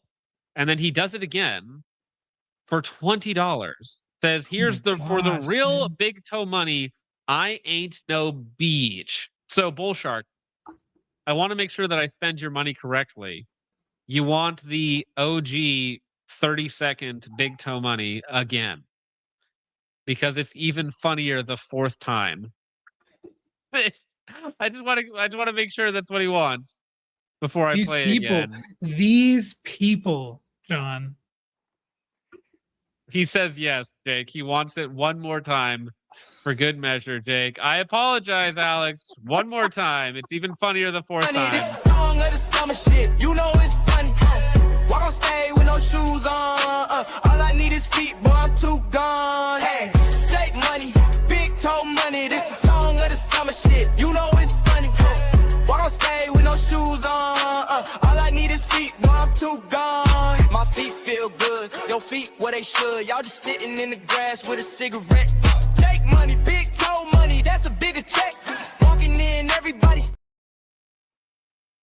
Man, Alex, I don't know if you knew what you were signing up for when you said yes. You're like, wait, I have to listen to toe songs? I really did not know what I was signing up for. Yeah, the toe song meme apparently will not die. So the backstory for that, if you're not aware, Jake on the panel with us, unprompted, showed his toes on screen, and then somebody clipped it and was like, and made songs out of it, and now that is a meme on stream. And anytime somebody sends in $20, they get 30 seconds of Jake's toes on screen. So we have weird foot people in this chat. Yeah. Also, this guy Fed confirmed. Okay, they were saying AI confirmed. Yeah. So Pacific Northwest video feed is fake. I looked outside and it's dark. Fed technology confirmed. No, yeah, here in Washington, we still have an hour of sunlight. Thank you, Todd. Polly B for 5 says, Alex, it's too late to photobomb us with your hens or roosters. Also, TRD, raccoon. Wait, okay, I forgot about this drama. Wasn't there this thing a while ago where you killed a rooster and people were like mega mad at you for killing a rooster? Yeah, I killed a rooster and then I gave it to the family of which the rooster attacked, and they ate that rooster. Well, right, but why is that a bad thing to remove a pest? Because people are stupid, that's why. But there's a rooster, there's a rooster, and there's a rooster. Okay, so it's not all roosters, but always a rooster, right? Yeah, you get it. Yeah. An axe to grind for 5 says, thoroughly enjoyed the last 15 minutes of dialogue about parasocial relationships and internet friends not being real. 100% accurate. Thank you both. Well, thank you, axe to grind. I'm glad that you're having a good time with the conversation, sir. Thank you. The Mighty Quinn for 2 says, hey, do you sell MREs? ? I sell individual MREs and cases of MREs, so you got options. Heck yeah, and you can get that from ODGG Supply, am I correct? ODGG Supply. There you go. Stephen Harris over on Ko-Fi says, Rich Tidwell has some good videos on our genetic history, especially his latest release. Well, go check those out. Thank you very much, Mr. Harris. And then over on Rumble, one more. Bushmaster for 2 says, Jake, where the F did you put my Baofeng? It was on my desk yesterday, and now it's not there. I know you touched my radio. I didn't. I'm sorry. I wish I could tell you. I don't know where it is. I don't know, Jake. I don't know about you. All right, Alex, go ahead and where can people find you? What do you want to shout out before we get on out of here, good sir? So you can find me on Twitter or X and YouTube at PNW Guerrilla on let's see, Instagram. I'm now PNW Guerrilla 1988, and you can buy military surplus and stuff from me on my website, ODGG Supply. I'm trying to branch out into more merchandise because all of my followers will not stop freaking out at me about merchandise. So I'm working on it, guys. I'm working on it. Good Lord. Why merchandise of all things? I don't know. Everyone's mad at me that I don't have enough shirts and hoodies and things. So I'm trying. So if you go, I'm not recommending this, okay, but if you go to ODGG Supply and use code GUILTY, you can get 15% off. And guess what? He's not even going to yell at you for using that code, okay? He's not going to post you up on X. He's not going to lambaste you for using that code. You can go over there right now to ODGG Supply, use code GUILTY for 15% off, okay? But don't combo it, okay? If you're on the Patreon, do not combo it. Gosh dang it. How many times do I have to tell you people? No, All right. I deserve all the hate I get. I'll be real. Jake, I also, his link for his YouTube channel is in the YouTube chat for all of you people. Jake, what do you want to shout out before we get out of here, good sir? I want to say free Dugan. You guys need to be keeping up with everything. I think he still needs money for his health, his medical bills, and just for supporting that legal trial. So do what you can, spread the word, tell everyone you know about it. Also, I just got a text during the stream. My buddy texted me and told me that him and his wife are going to be having a baby, which is super cool. So shout out to them. They're nameless, but shout out to you guys. And very good. Christ is king. That's my final message. Awesome. Thank you very much, Jake. I appreciate that. Bullshark has a question for 2 says, how much for 100 pre-filled sandbags? You're well, gonna at that point, shipping would be free. 100 pre-filled sandbags, dude. We're talking almost a truckload of sandbags. Yeah, Ship- we have a product on the website of pre-filled sandbags, and then our lowest paying employee, Ian, has to fill those sandbags with a spoon. That's the proper that's way. That's cruel and unusual punishment right there. No, that's the No one's- proper way no to one's treat bought one people. yet. No one's That's bought how one you're. That's how you're supposed to treat people named Ian. Just putting that out there. Wait, you did make it hyper expensive though, right? To Yeah, waste no, that it's guy's time to- egregiously expensive. I think it's like $300 a sandbag or something. Oh, okay, fair. Well, I was gonna say, I mean, I treat Jake the same way. I make him, I mock him with his toes constantly. So I get it. Yeah. Yeah. All right. Well, ladies and gentlemen, thank you all very much for hanging out with us in the dark as my lights are telling me that it's over. Wait, turn back on. There we go. All right, they're telling me. You just muted again, John. I cannot believe it. In the sign out he used. Hey, how about now? We're on.